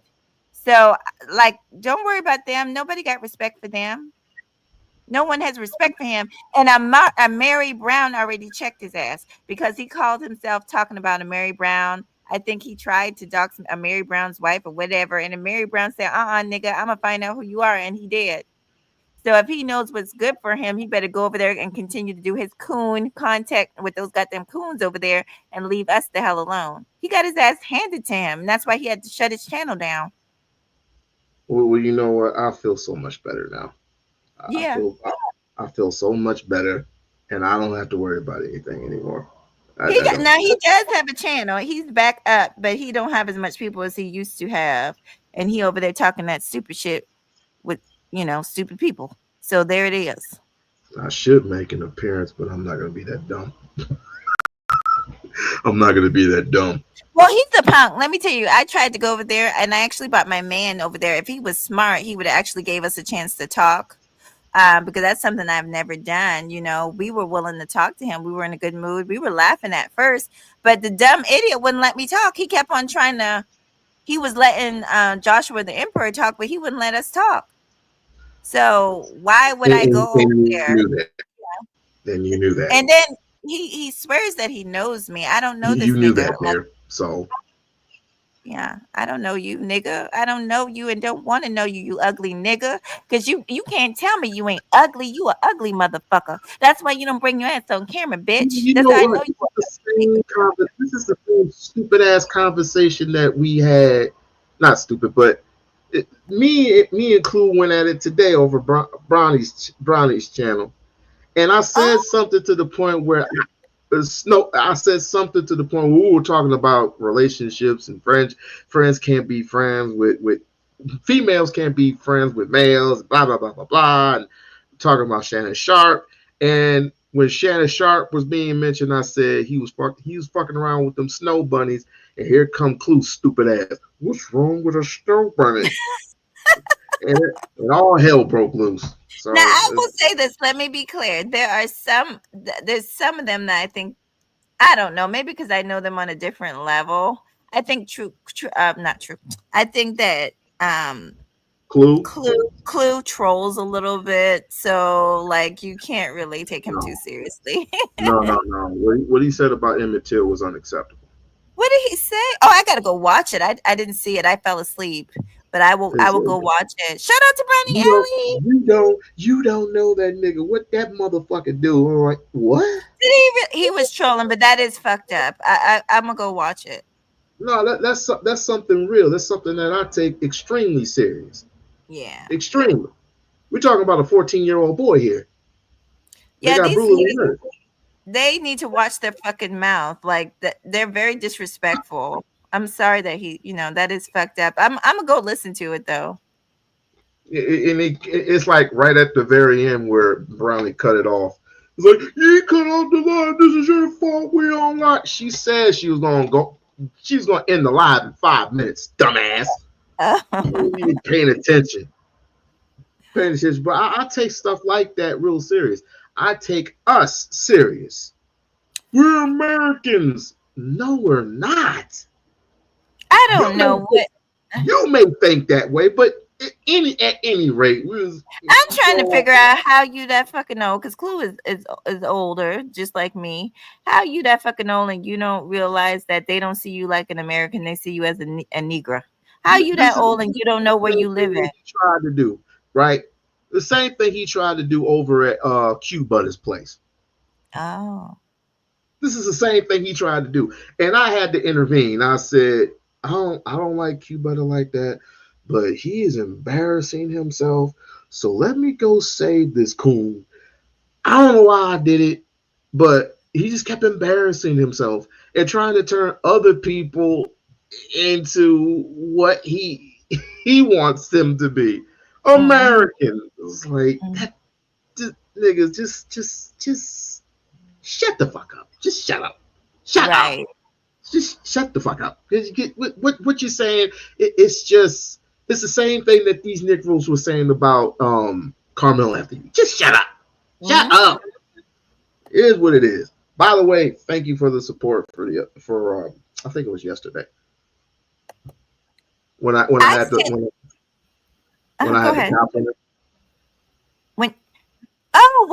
I sent out. Well, you sent me a cash app. I sent out a bunch during my mod appreciation show, and I'm going to do that more often so everybody will have a chance. And I want to, you're a really good supporter. We just need to support each other more. You're fine, and thank you. I meant to tell you thank you for your support and your cash app, and we listen. Me and you tight, honey. We tighter than a glove. We good. Oh, yes. yes. Well, Go ahead. No, I was just thinking because I was thinking about, but I've been working a lot. I worked extra hours, so I haven't seen D Durrell in a while. I did not even know that Brownie was alive. Huh? He left here 2 days ago. He was here in Vegas. Oh, so you got to see him? No, I had some personal stuff here doing with my babies, so I couldn't go in here. But he was in WrestleMania. They did 2 nights of WrestleMania, Saturday and Sunday. So he was here. He was here with his wife. Okay. Well, I need to catch up on people because I just been busy. I do this when I get home. I chill, I relax. Sometimes in the morning I get up like I'm about to get up and clean up and do laundry, chow, and spend some time with my dog. I got so much crap to do. Yeah, I do everything on the weekend, So I got to clean up, clean the house. Yeah. Yeah. I got to do this. I do the same. I do the exact same thing that you do. Only, I got the kids here. I got laundry. I got their room to clean up, and they go back to school Monday. So now, can I ask how old they are? Because they should be old enough to clean up their own. How old they are? 13 and 10. 13 and 10. They can clean up their own. Sometimes you got to help push them a little bit, especially the 10-year-old. You have to push them a little bit. Yeah, you do have to push them. But yeah, make them clean up their own room. Like I'm making my son, and I told him, I said, now that we, like I said, my relationship is cool or whatever, but mostly it's me and him here now versus 3 people. And I'm like, okay, you're going to have to help me a little bit more because he already helps cut the grass and stuff. But like I need him a little bit more. So but we always split the chores. I do half the house. He do half the house. We're a family. Now that is a grown man right there. Right.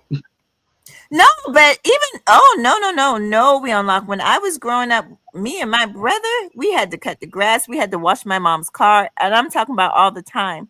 Every weekend we had to clean our rooms and she would come and inspect it.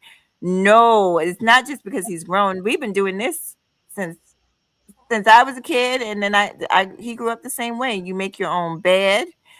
To take your laundry down there. You take your laundry downstairs so it can be washed. Now he's old enough he could start his laundry, but No, when them kids get old enough, I work with children, and you want them to be self-sufficient. So by the time they're 18 or whatever, they're completely self-sufficient and they go away to college. They know how to keep their rooms clean. Yes, it's important that they do things for themselves. Don't you agree? Absolutely. Yeah, Absolutely. yeah, yeah. On top of that, she has her schoolwork that she has to do, Oh, and she just usually doesn't get done until like late at night. But when it's time for parent teacher, and I try not to miss any parent teacher conferences ever, right? But there's mhm. nothing to complain about, nothing to tell the children, hey, you done a terrible job. I there's no flaw. There's no No, flaw no, I can whatsoever. tell. I So can tell you. I had no alternative but to reward them for their good works. And No, that's what I'm not talking about punishing. I don't think chores is a punishment. I think that's just a part of life. We all got to do it, right? We all got to do it. oh But yeah, hush, Helen. But you listen. Besides all that, listen. I am who I am. If I'm being overprotective, just say so. no, If you're not. I'm being over caring, just say that as well. But You are I guess not. I have You a real soft spot in that area. So okay, You're so not being overprotective, but what I'm telling you is because you think I haven't been hurt on here? I've been hurt. But this situation, hell fucking no, because obviously the person was fake. So how am I gonna be hurt by a fake ass person? No. But have I been hurt? Oh, I was hurt. Let me tell you, one time I came on here and cried and I almost deleted my channel. And it was a content creator that I barely knew, but it was because of so much that was happening. What happened was I had been supporting this person. It's actually happened to me multiple times where I'm supporting this person. I watch a lot from the clouds, and people don't believe me when I say I watch from the clouds. So anyway, I literally had been watching her. The very next morning, she's on her live stream talking about me. You know how bad that shit hurt my feelings? And the Most High keeps me, honey, because I was actually she used to sell stuff and I was going to buy like $80 worth of her product. And something just said, watch her. And when I watched her, she was over there talking shit about me. And I went on my live stream the next day and I just broke down and cried because she was like at that time, she was like the fourth or fifth bitch on here that had done that to me. And I said, you know what? I'm no longer getting close to you YouTube bitches. You YouTube bitches got problems. And that's what I tell you, We-On-Loc, when you're trying to save everybody. Some of these heifers on here don't deserve to be saved. Some of them are just as bad as the men. They really are. yeah. And obviously, I don't have to tell you about my story, so because you already know. And I completely learned my lesson. Yet people always want to bring it up and keep bringing it up. And I could be anywhere in the world. I could be minding my own business. A friend of mine will call me and say, "Why are they talking about you?" I say, "Who?" And one time I went to Izzy Band's live, and there they were. I mean, just trying to get a rise out of me. So I have a choice. I can go and just act a complete freaking idiot, and it wouldn't make a difference because I'll just be screaming and shouting over a mic, over a damn microphone. That's damn near the I need another microphone, but I can rip, rage, shout, I can cuss you out, I can roast you. What would that do with me? Absolutely nothing. So this is the reason why I'm safe over here. But I I looked at the situation, and I played your live the other night when you were saying something about somebody was doxing you or whatever. I said this shit's got to stop, and I was contemplating retirement too. I was contemplating just retiring this fucking name, and it's like y'all don't even know how to fucking act on here. I'm not saying you, but some of these motherfuckers don't even know how to act on here like a fucking adult. I mean, here we are, damn near 50, and y'all just keep doing this weird shit. It's just weird to me. Ciao. Very, very fucking weird. And I don't do this on purpose. What I did, I didn't do it. I didn't do it just to do it. I didn't do it for anything sexual or anything, even though that was possibly a separate issue. But what I did was out of here. It was out of here. So I can't do that. I can't do that anymore. I can't do it anymore. You lost me. You said a sex. What are we talking about right now? No. You know that I don't have to mention anybody's name, but okay. You know, the needless to say, everybody heard the tape. Everybody heard it was a tape that whatchamacallit basically distorted and made it as if she was the victim. Are you talking about from last year, whenever that happened? We call this person Michael McDoesn't exist. Listen, this is. Can I say something to you? I want to thank you. And because I do know that, and that's the thing about certain channels, and mine is one of those channels where there's a few of y'all that just, it's awkward but you've never made me feel, you are her. Y'all have never made me feel like, oh, you're in the middle of this. I will say that we don't, me and you are so cool, and we've never discussed that. And you know what I mean? So y'all don't bring me in the middle of it, and I appreciate that. And the same with Auntie. You guys do your thing, and you don't drag me in the middle of it. And I do appreciate that, because that's not fair. That's not, you know what I mean? That just like me, I have my issues with people, but I don't put people in the middle of the issues that I have with people. So well, it's been what, damn near 2 years. So it's been a long time. It's been a long time. And it's just as long as they don't continuously mention my name I don't care if it's every once in a good while or every so often, leave me alone, or otherwise I can unleash hell on earth. And that's all I ask. But it's been good over here so far. It's been good so far. It has been good. But most likely I've been so focused. I don't know why. I've been so focused on. Yes, I've been focused on you. Yes, I said it. Okay. I said it.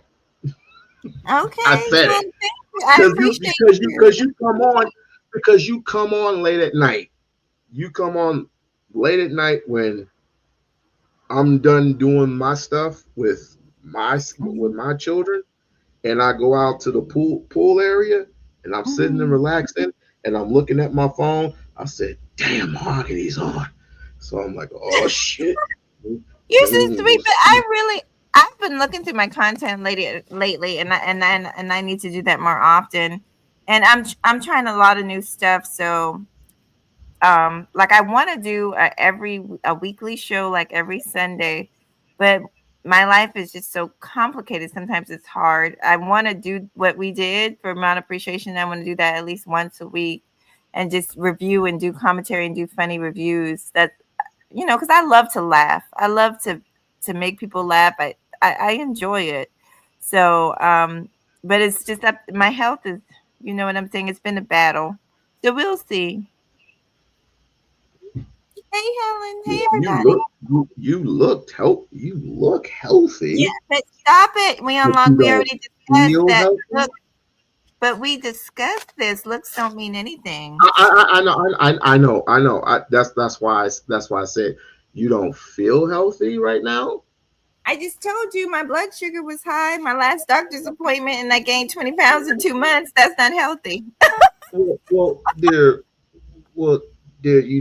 my attention span sucks. But I will say this. It's okay. Please take care of yourself. Yeah, I'm doing it. You know, speaking of that, you know, look at RBR. I did not know. That's why I cried honestly for a few days about RBR because it was hurtful. But he never let. At least he didn't let nobody know that, like on publicly, that he was sick. And I never knew he was as sick as he was. I definitely would have reached out to him more. So, you know, Shout out to RBR. yeah. Rest in peace, RBR. Damn. God dang it. Well, I mean, hey, look, everything everything is predicated on how often do you check your sugar levels, how often do you exercise, and how often do you what type of foods do you eat? Because everything is just based on sugar. Everything is sugary. Well, and stress. We cannot leave. Stress is a killer. We can't leave that stress factor out. It for me. No, we can't be stressed. We Let me cannot just be say this. stressed. Let me say because you're a man and it's a little different for you. With Hmm. women, I'm telling you, I'm literally going through it. I've been going through it for a few years. When I reach 40, our metabolism, everything drops because of the hormones. Our hormones drop like 50% by the time we're 40 years old. Because our hormones are so crazy and out of whack. Cortisol is a type of hormone. Cortisol is also the belly fat that makes you sick, that creates diabetes and high blood pressure and everything else. So for women, a lot of it is hormonal, and a lot of our hormones, stress directly affects our hormones. For women, I'm telling you that stress ain't no joke. It is no joke, and we got to keep it under control because you're raising your kids, but a lot of times we're raising children by ourselves. It's not easy. So for me, I already know that stress is a trigger for me. I've learned that about myself because I can see the difference. When I'm not stressed out, I do way better. So anyway, go ahead. We don't want a show that I'm gonna have to start crying tears of myself because something happened to Miss Thank you, Jay. Mahogany. Roots. You got a new subscriber. Hey, Jay. Yeah. I announced. I saw that earlier. Thank you, Jay, for that. I don't want to have to do a show where it's like, oh damn, Mahogany Roots, they left us. Oh my God. I just don't want to have to do one of them shows. Hell, I need to concentrate on myself because I am absolutely my weight fluctuates. So if I eat more, then I'm very very tired. But I see myself. I went to the gym today, and I went to the gym last week. So I'm picking it back up slowly but surely. So Can I ask what do you do? What exercises do you do when you're at the gym? I do weights first, and then I go on a treadmill, do at least 30 to 40 minutes to every 1 to 3 days, or I'll just go out walking. I'll walk 3 to 5 miles, stuff Oh like that. wow. I just walk every. I used to walk every single day. So I just put on my headphones and listen to my music, and I just start walking. But it's starting to get a little dangerous outside. So it all depends on where I'm walking at. And then of course, playing with my kids a lot. That's sweaty. My son has me run. Oh yeah. My son has me run. My daughter, she's I gotta concentrate for her because she's about to be 14 after my birthday. She's about to be 14 after my birthday, and she needs her own room. Yeah, she definitely does. She needs her own damn room. So I got to be in daddy mode, and I got to do whatever I got to do to be in daddy mode. You know, no disrespect to the mom, but I got to do what I got to do. Yeah, a girl at that age definitely. I mean, I hope I'm not overstepping, but a teenage girl definitely has to have her own room. Definitely. Yeah, You know. yeah, Yeah. of course. And she's, I mean, the Well, because development. the developing, she's a woman now. Well, well, you know what I'm saying. And so Yeah. she needs that privacy. Yeah. And my son, he can have his own room, and he can mess up his room if whatever he wants to, and he ends up doing that anyway. So I get on both. I get on both their asses. Like, clean your damn rooms.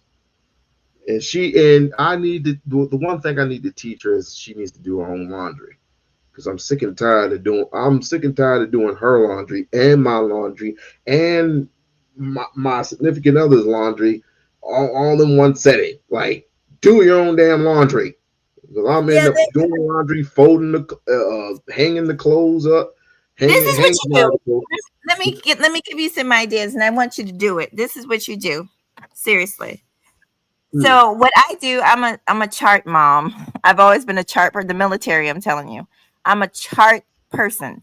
So you can get you a little chart from the dollar store, or you can just write it down, on something, a dry erase board. But this is Oh, what and you then put it up on the refrigerator. Like, whatever. But let me tell you what you do. There's 7 days a week. Per week, you change the responsibilities. So 1 week, your daughter are like 1 week your daughter might be in charge of vacuuming. Like once a week I vacuum my house, so once a week your daughter might vacuum the house. Then then your son might have to take out the garbage on Sunday, but that's not as fair. So like you just divvy the responsibility up. Then maybe he has to we'll add another thing. After somebody does the laundry, if she does the laundry, then he has to fold the laundry.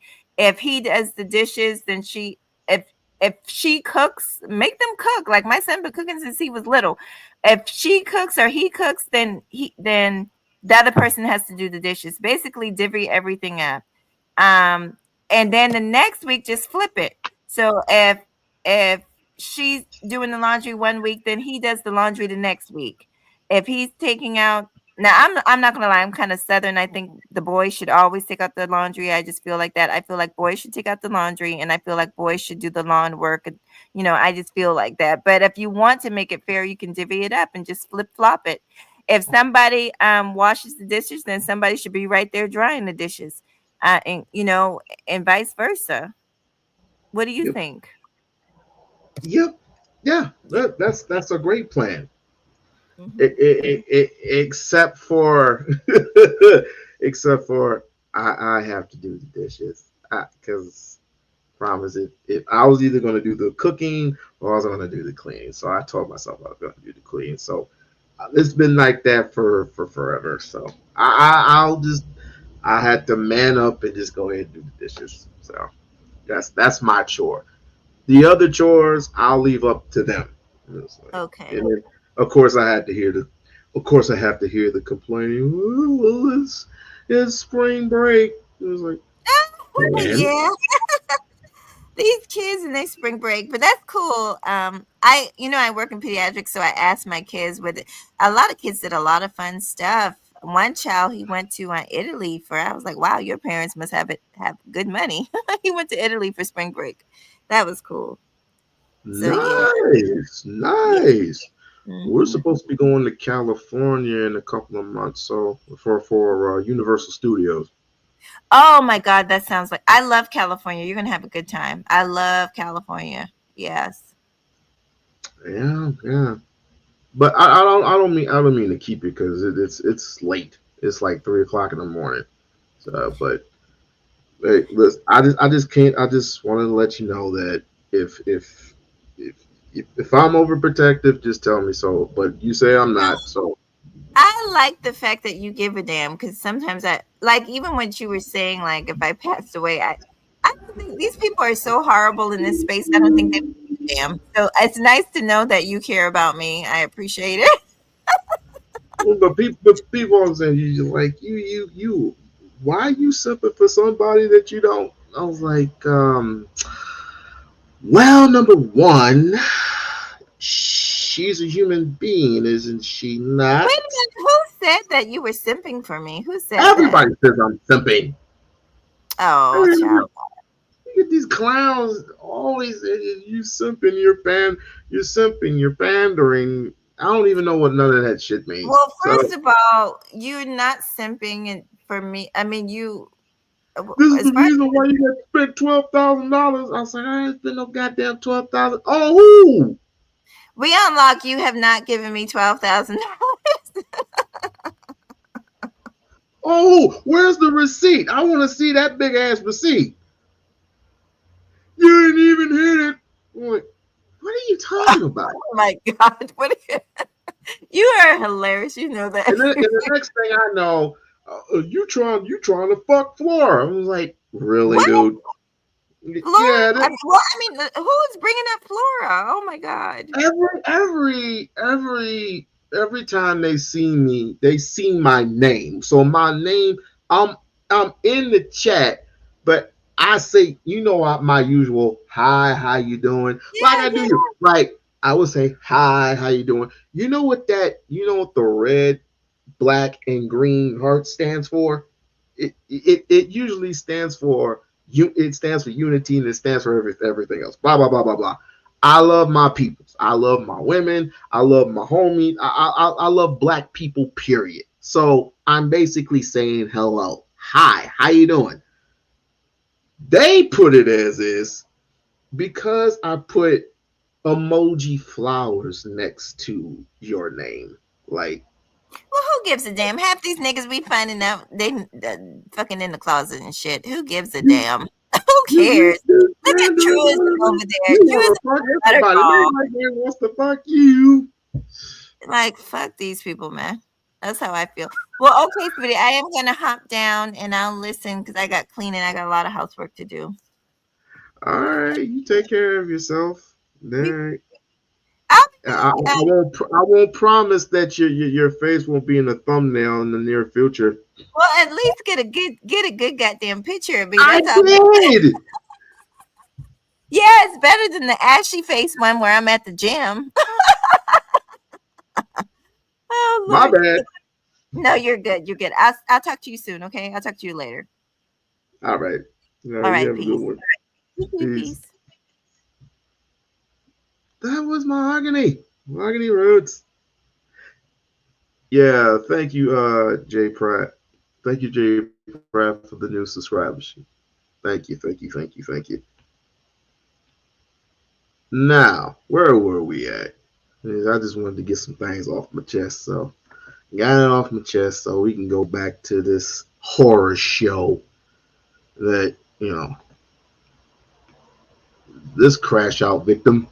Glasses on it. When did that happen? Deliberately, what? I deliberately put the glasses on the ground. That's a child. That's a child. Oh, it's a child. Okay, I can't tell. That's a child. Exactly, because she's black.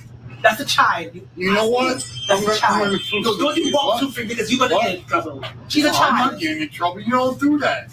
Maybe you do it over there in Zaire, but you don't do it here. Oh, there it is. There it is. The black woman doing it that way. Wow. You're black. You're wow. I'm white. And you still won't throw glasses on it. When did that happen? Deliberately. What? I deliberately put the glasses on the ground. They what, fell off the counter? They fell in the box and they fell off out of the box. Yeah. What a full mask. Full mask. Sir, it is not her fault that you have to work during the hours of the Klan meeting. It's called Why Didn't I Say So? When are y'all gonna get it? When are y'all gonna fucking get it? It's called I'm White and I Say So. It's called privilege. I have the privilege to tell you that I can accuse you of anything, even if it doesn't make sense. A witness of the encounter. I'm sorry. This guy, put him up again. How could they not know? All right, so this individual posted the video on TikTok because they witnessed the encounter showing the store worker at a Dollar Tree in Freehold, New Jersey, calling 911 on 2 Black customers, March 22nd. Atlanta Black Star spoke to the witness who recorded the incident. Deborah Dixon said that she was approaching a cashier's counter to purchase sometimes when she saw the woman carrying a box with a few glasses to the front of the store to ask the employee if he had more glasses. Dixon said the woman requested 30 glasses for her daughter's birthday party. Okay. The woman also asked the employee to use one of the store carts to load her glasses into the cart to take it to a cart. She asked him to remove a pole attached to the cart that reaches the tops of the doorways and acts as a security measure to prevent people from stealing the carts.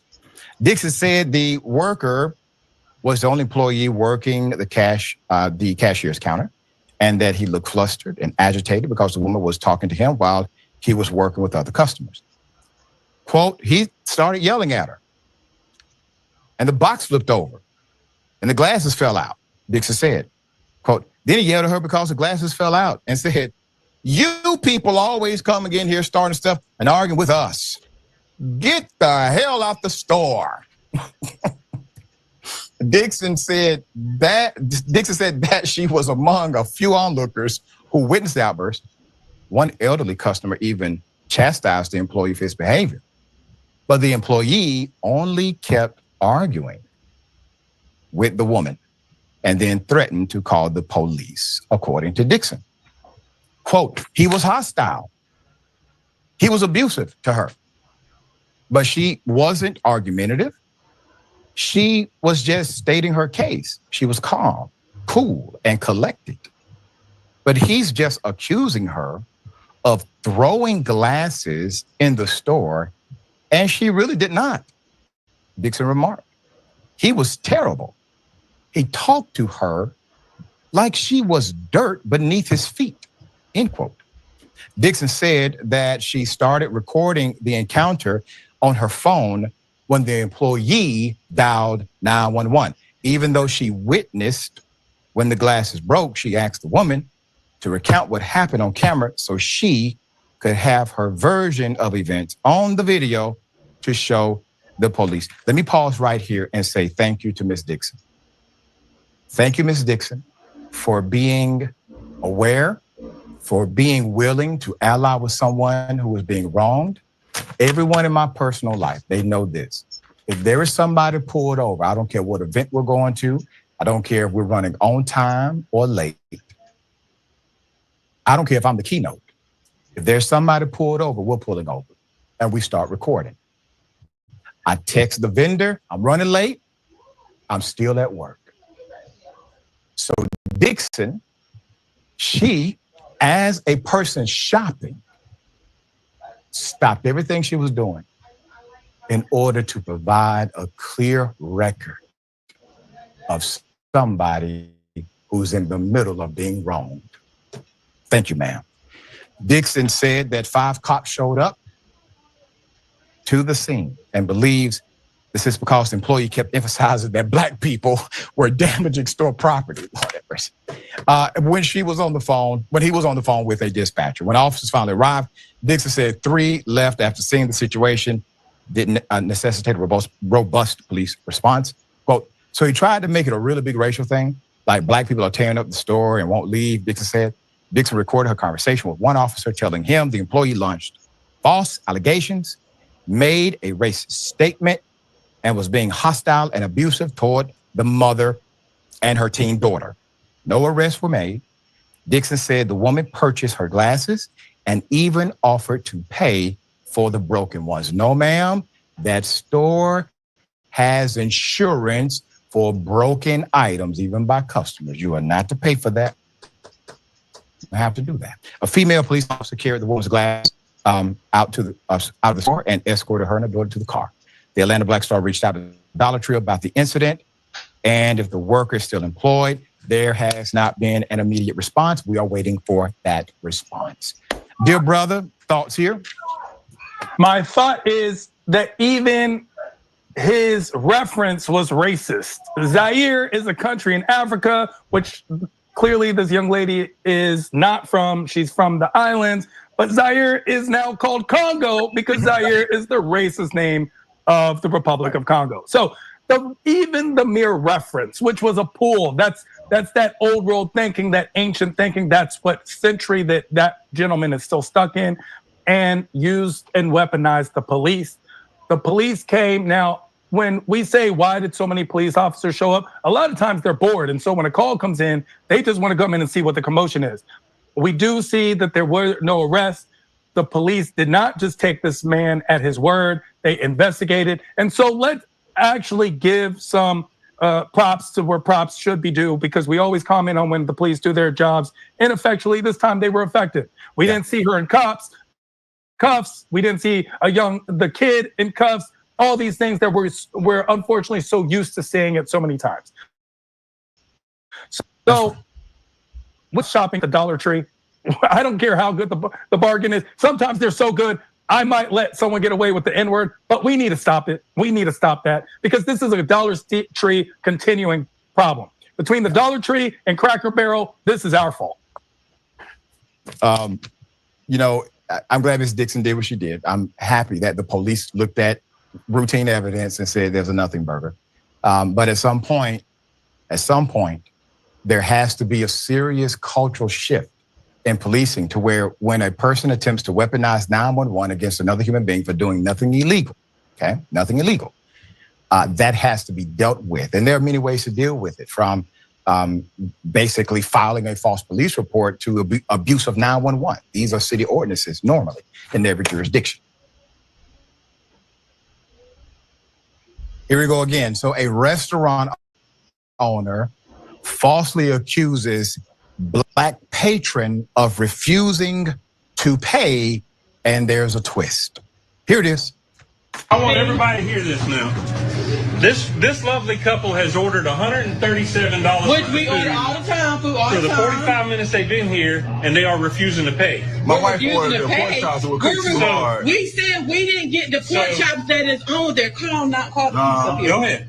Yeah. Go ahead. We never said we wanted to get her. Oh, our money's gone. I want everybody to hear My husband is a disabled veteran. He works a job as well. We got plenty of money. We're not refusing to pay. Listen. We said we are refusing to pay for the pork chops we never got. This is what I want from y'all. Uh-huh. I will not be bullied in my own restaurant. Bullied? Somebody come in here. You bullying a customer. Of any kind. Free food. So this is what I want from y'all. I want y'all to walk out the door and don't ever come in this restaurant again. Oh, we won't. We wasn't playing. Thank you. Yes, sir. Thank you. We're just asking what we did not get to be taken off the bill. That's all. Bill, but the pork chops we didn't receive. That's what I was asking you to take off. It's like anything else that you don't receive, you would pay for, right? When they were fried hard. Put it up for a mass. We have the background to this story. Christopher Philip Waldman Jr., a South Carolina restaurant owner, is now trying to deal with the backlash generated by his treatment captured on video. Recently, a couple who had complained about overcooked pork chops. Waldman announced to all of his customers at the Grill, that's a restaurant in Manning, South Carolina, about 90 miles inland from Charleston, quote, "I want everybody to hear this now. This lovely couple has ordered $137 of food that they're refusing to pay," end quote. However, the couple fought back, saying they were only asking for the fried pork chops they rejected, fried hard, the woman says, to be removed from their tab. Quote, "If we pay $140, we want our food cooked right, that's all," said the husband, a Black disabled veteran. The owner told the other patrons that the couple had, quote, "complained about every single thing," and then asked them loud enough for everyone to hear, "This is what I want from y'all." Quote, "I will not be bullied by customers in my own restaurant," Waldman said. Quote, "We want We want you to walk out the door and never come in this restaurant again.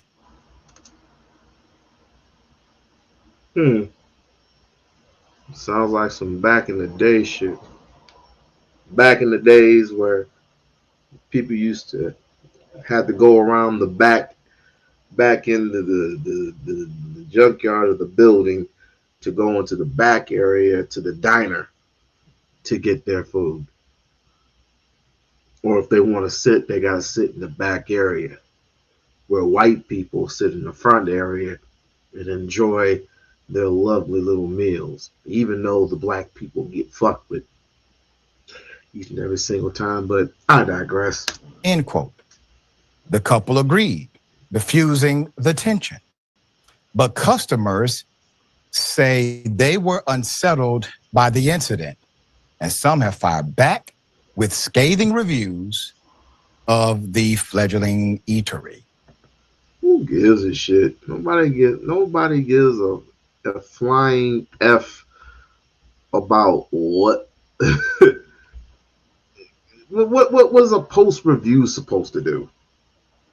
Oh, you got bad service or whatever. Big deal.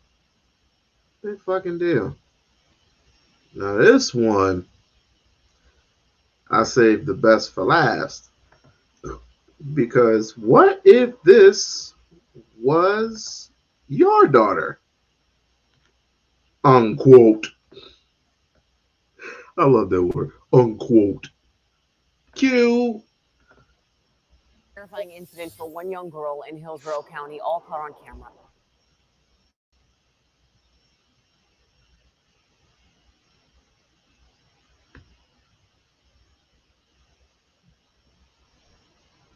My damn.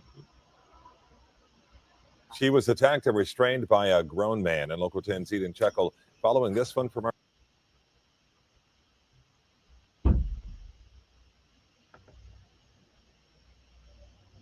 Okay.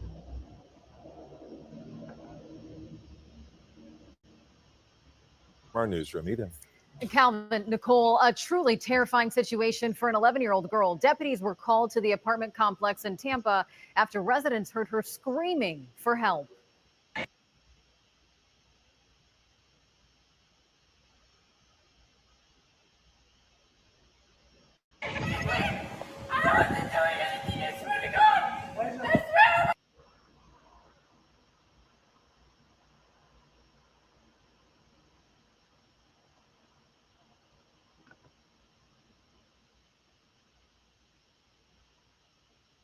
I don't know what the hell is going on, but let me see if I can try and know. Thank you for the subscription shit. Thank you for a subscriber. Thank you for the subscription shit. Like, share, subscribe to the channel. Like, share, subscribe to the channel.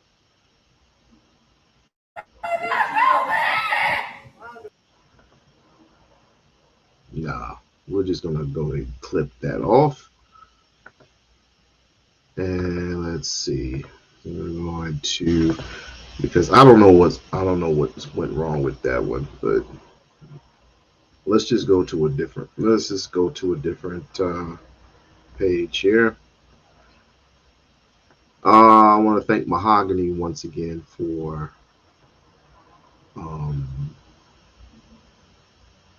showing love, as she always does, as she always do about this time. Let's go back and let's see.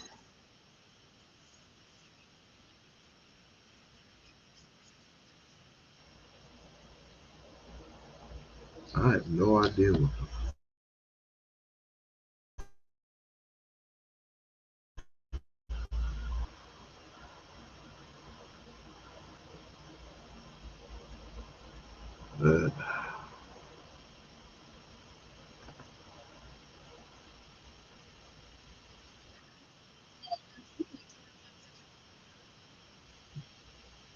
okay, let's just try this one. Let's just try this one.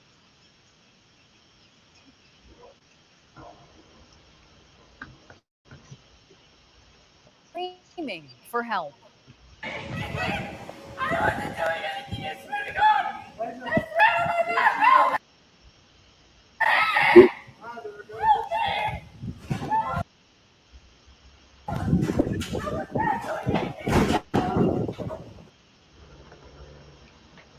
I'm recording.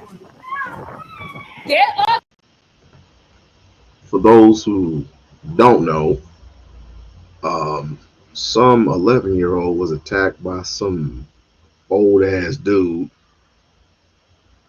old ass white dude. Now, that was my 11-year-old child. We already know. I mean, we can say whatever you want, but we would have to be in that situation to know what we would be willing to do, and if that were to happen to our children. I mean, we can say time and time again that we would, we would get them off the net, or better yet, you got people in certain parts of the world that would say, "Well, we can talk the man off the little girl. We can just talk them off the little girl that's already got scrape wounds and she's bleeding and she's terrified for her life, but you would just talk the man to death, right? Just literally talk the man to death." No, I would possibly be in a yellow jumpsuit myself. I would possibly be in a yellow jumpsuit myself, because if you don't care enough, if you don't care enough for your children that you put on this earth, I don't care how many eggs were thrown or whatever. My daughters know not to do no stupid shit like throw like paper towels over trees and that's some college shit, right? Or just want to do pranks or stuff like that. But that's no reason that you come tell me, or you come tell the parent that's responsible for that child. You don't grab the child in fear and put them down on the ground and try to take a picture of them.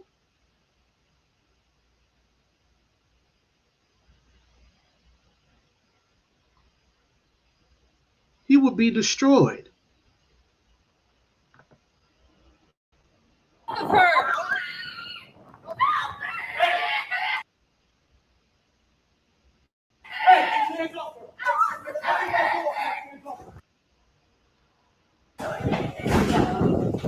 I'm recording. Get off of her!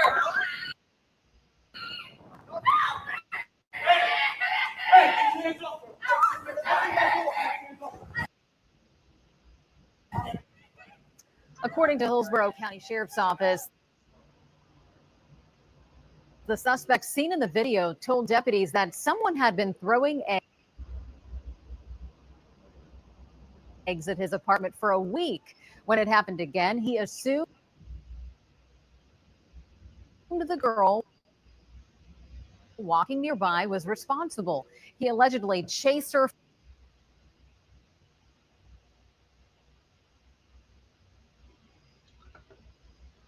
I don't know what the fuck is wrong with this shit. How about this? You just go f off somewhere. All right. Basically, the story is like this: some little black girl was just walking, minding her own business, minding her own affair, and mainly had to fight for her life while the man was on top of her trying to snap little photo pictures of her. You know what I'm saying? So, oh my old goddamn. Okay, hold on. I can't even. Oh, let's refresh this shit. Hold on.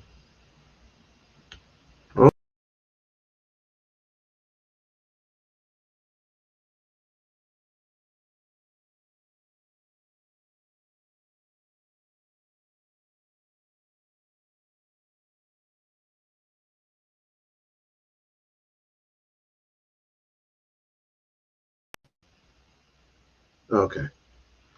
Okay, so mainly the story was about an 11-year-old girl who mainly got attacked by some 43-year-old white man.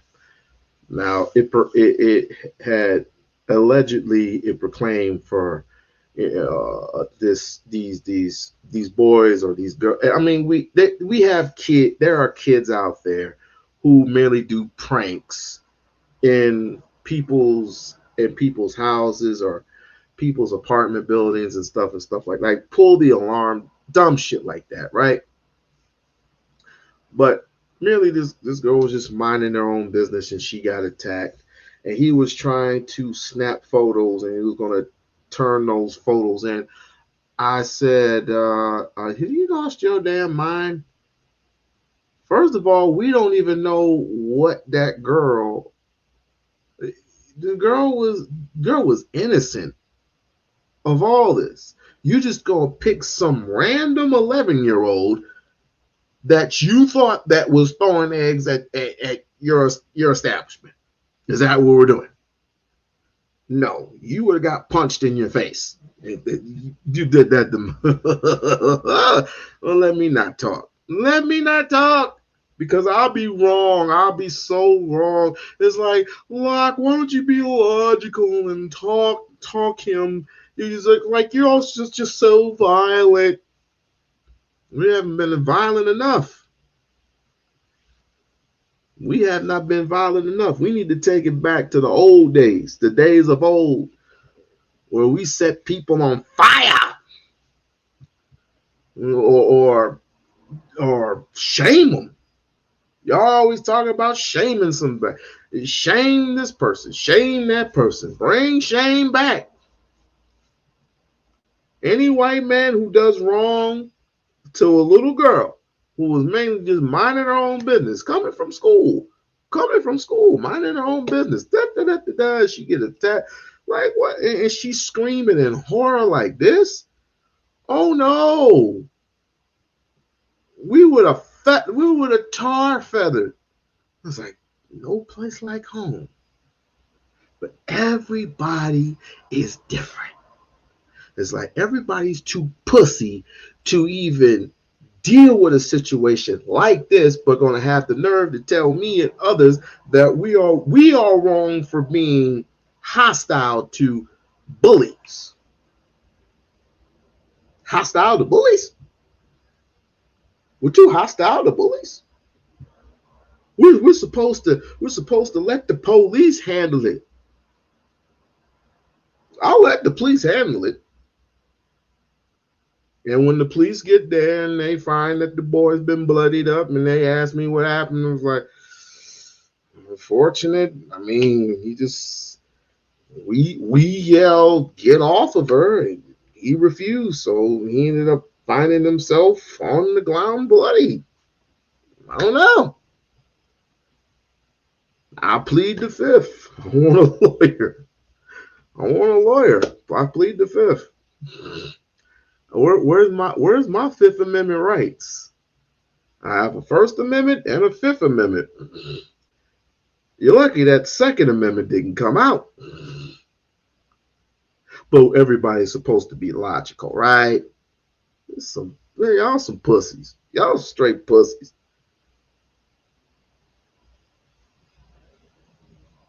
Like if the Ku Klux Klan started to do bodily harm to your kids or to your family members, I'm supposed to go up and say, hey, don't do it because the law says. Don't do it because the law says not to do it. You want to do 25 to life in prison? They don't care. They do not care. And that's what you logical Negroes gonna have to realize is that people in this world don't care how smart you are. People in this world don't care how many degrees you got. If you come from or even if you come from a wealthy home, if you come from a wealthy background, or if you have some legacy about it, it doesn't matter. You are still a nigga at the end of the damn day.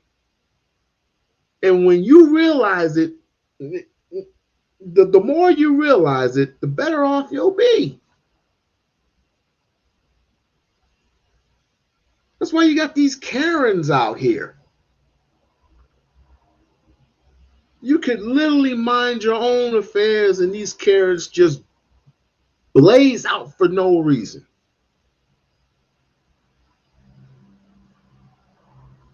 I mean, only just, do you live here? Like, yeah, I do. Why? I never seen you around. Well, you're trespassing. How am I trespassing when I have a key? Because I want to speak to the super. I want to speak to the manager.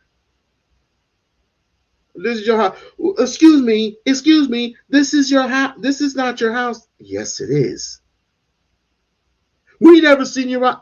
I don't get around that much. I don't come out the house that much. You know, like, we want to see your paperwork. What do you mean you want to see my paperwork? Are you a police officer or something? I'm white and I say so. That's all it is. That's all the fuck it is.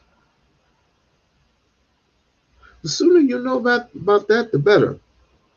But you got these little Negro, you got these little hoes walking around thinking they something.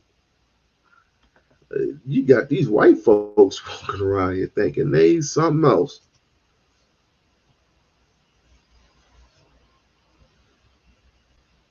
I don't believe in that get along crap. I just don't believe in it. I don't believe in it. I believe being cordial, but that's about it. That is just about it. You don't have to do all that extra. Well, our race ain't no different. That's because you treat your own race like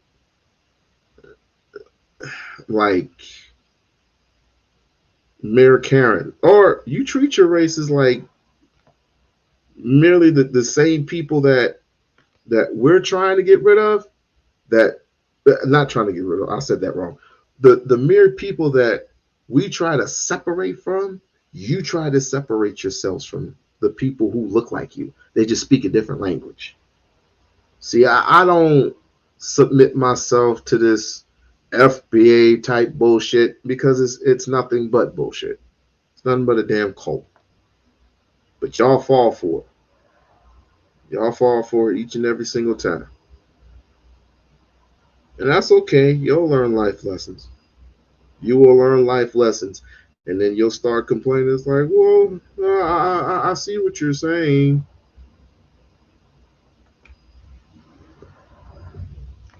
Can you trace your lineage back to the 1700s? What does it matter? I mean, it's good to trace your lineage back to the 1800s to know your siblings, your relatives, or whatever. That's good. That's great. But to weaponize it, that's something else. That is something else.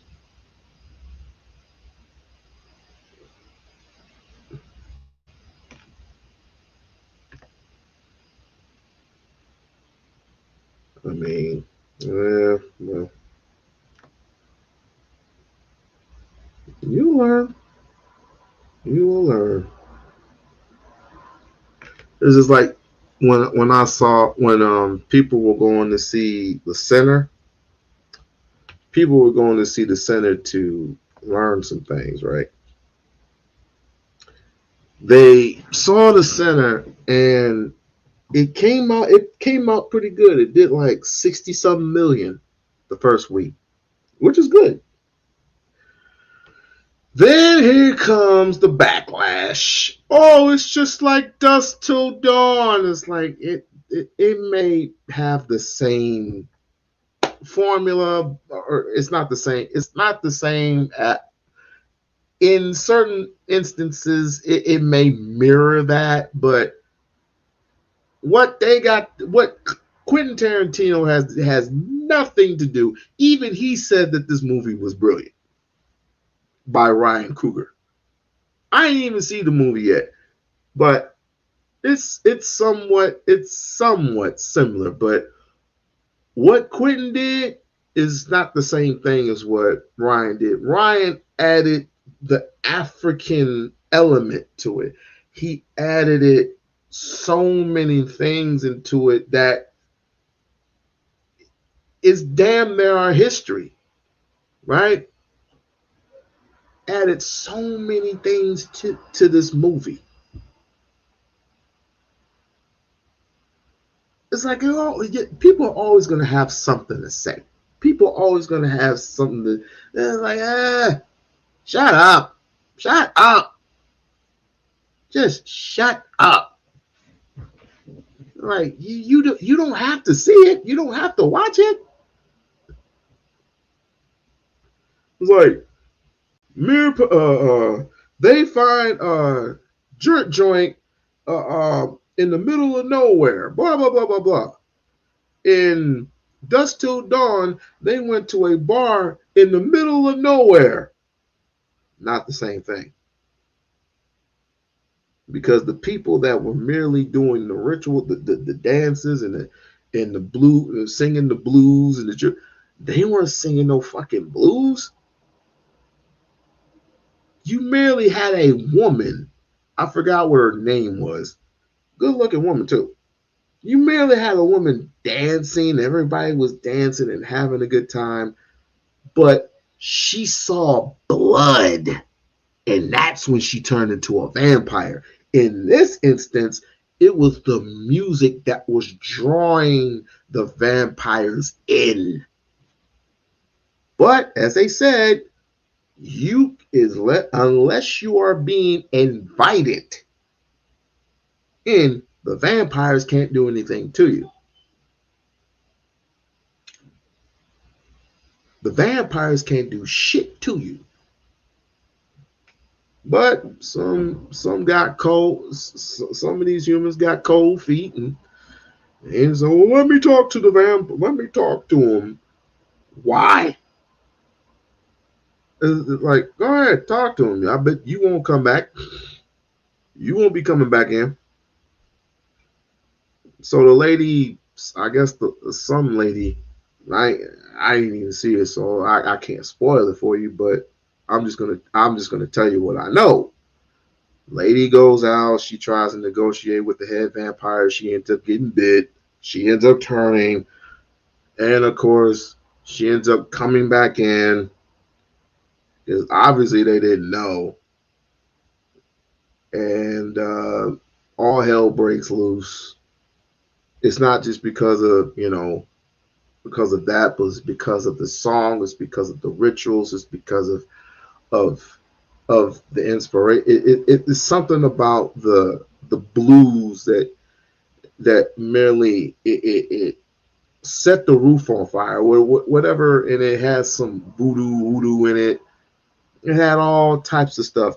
What Dusk Till Dawn had nothing to do with Sinners. Had nothing to do with it whatsoever. Nothing. So I encourage people to, and plus, of course, it had Michael B. Jordan in it. So I encourage people to see the movie. Now, will I see it? I'll probably wait till it comes out on Netflix or something. I'm not into too many horror movies. Too many of them.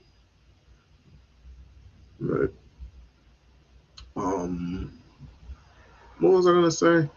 Oh, the people had an issue with Ryan Coogler getting his rights to the movie, because you know how that go. Hollywood, what's Hollywood's is Hollywood. Oh, I work hard to build this project. I'll make the project. I'll put the movies out in theaters, but y'all get 80% of the cut while I get 20%. No, I'm taking 80% of the cut. I'm taking 80% of the cut. White folks don't like that. White folks in Hollywood don't like that. And that's why I encourage everybody, and there are certain people that I congratulate, and I concur that people have taken their masters, has 100% of their masters, which is good, which is great. But we need to start building. We need to start building industries. We need to start building our own distribution network. Hell, build your own studios. Hell, Tyler Perry has his own studio in Atlanta, right? We need to start separating. We need to do a lot of separation. It's too late in the year, y'all. When are y'all gonna get it through y'all skulls, bruh? It's too late in the year. It's 2025. What's gonna happen in 2026? What's gonna happen in 2026 when you're still talking about and you're just complaining about stuff, and these things are gonna continue to happen to you, and you're just sitting there and know why you're not. It's all of this stuff when it's coming out all at once. It's just insane. All these stories, the Carmelo story, this story I just put up where the 11-year-old black girl was being harassed. All these things come about all at once, and we're still talking about a race, not a race war, a gender war. It's mind-boggling to me. It is crazy. It is merely crazy. I say it's flabbergasted. And y'all wonder why y'all call me a simp. Because I pander to women. No, I nearly don't, but I do care for my peoples, unlike some people, Unlike some people. I do care for my brothers and sisters, unlike some people. But let me not tell you that. Let me not tell you that.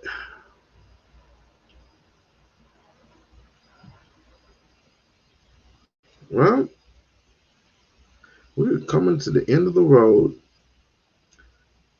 And even though P. Diddy is still in jail, it's just a matter of time before they catch up to Jay-Z.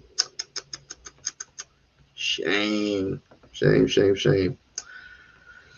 So as Jay-Z goes, who's the next to fall? If Jay-Z falls, who's the next quote unquote Messiah?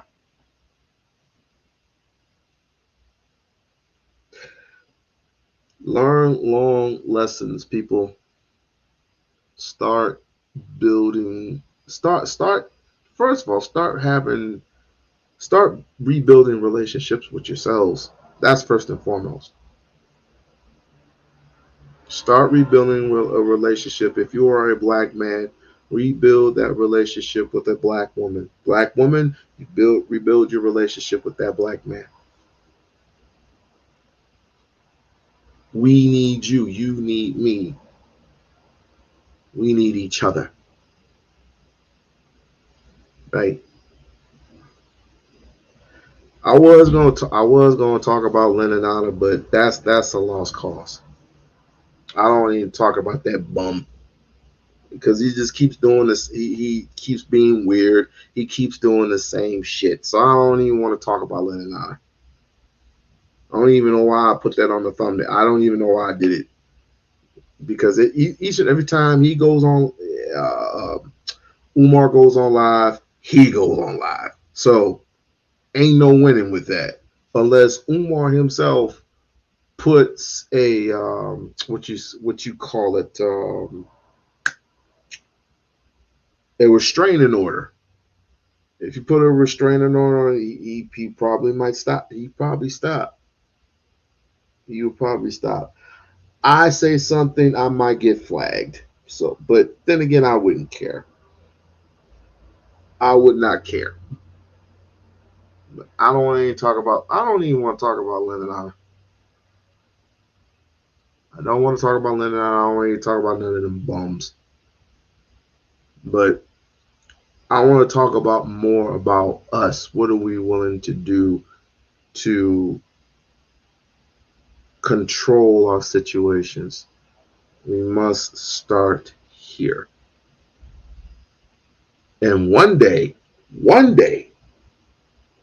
hopefully, when time passes on, summertime's here, we can come together as one big happy YouTube family and try to figure some of this shit out. I don't know, but something needs to give because this is getting ridiculous.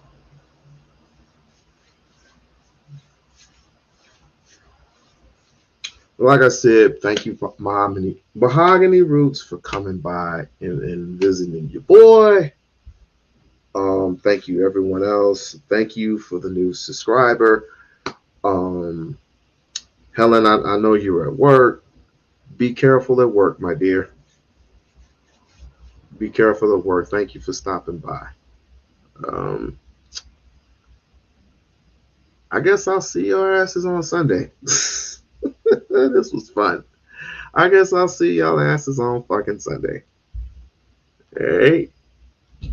And don't forget to like, share, and subscribe to the channel. Like, share, and subscribe to the channel, We-On-Loc Nation. And please become a member of the We-On-Loc Nation channel. Peace.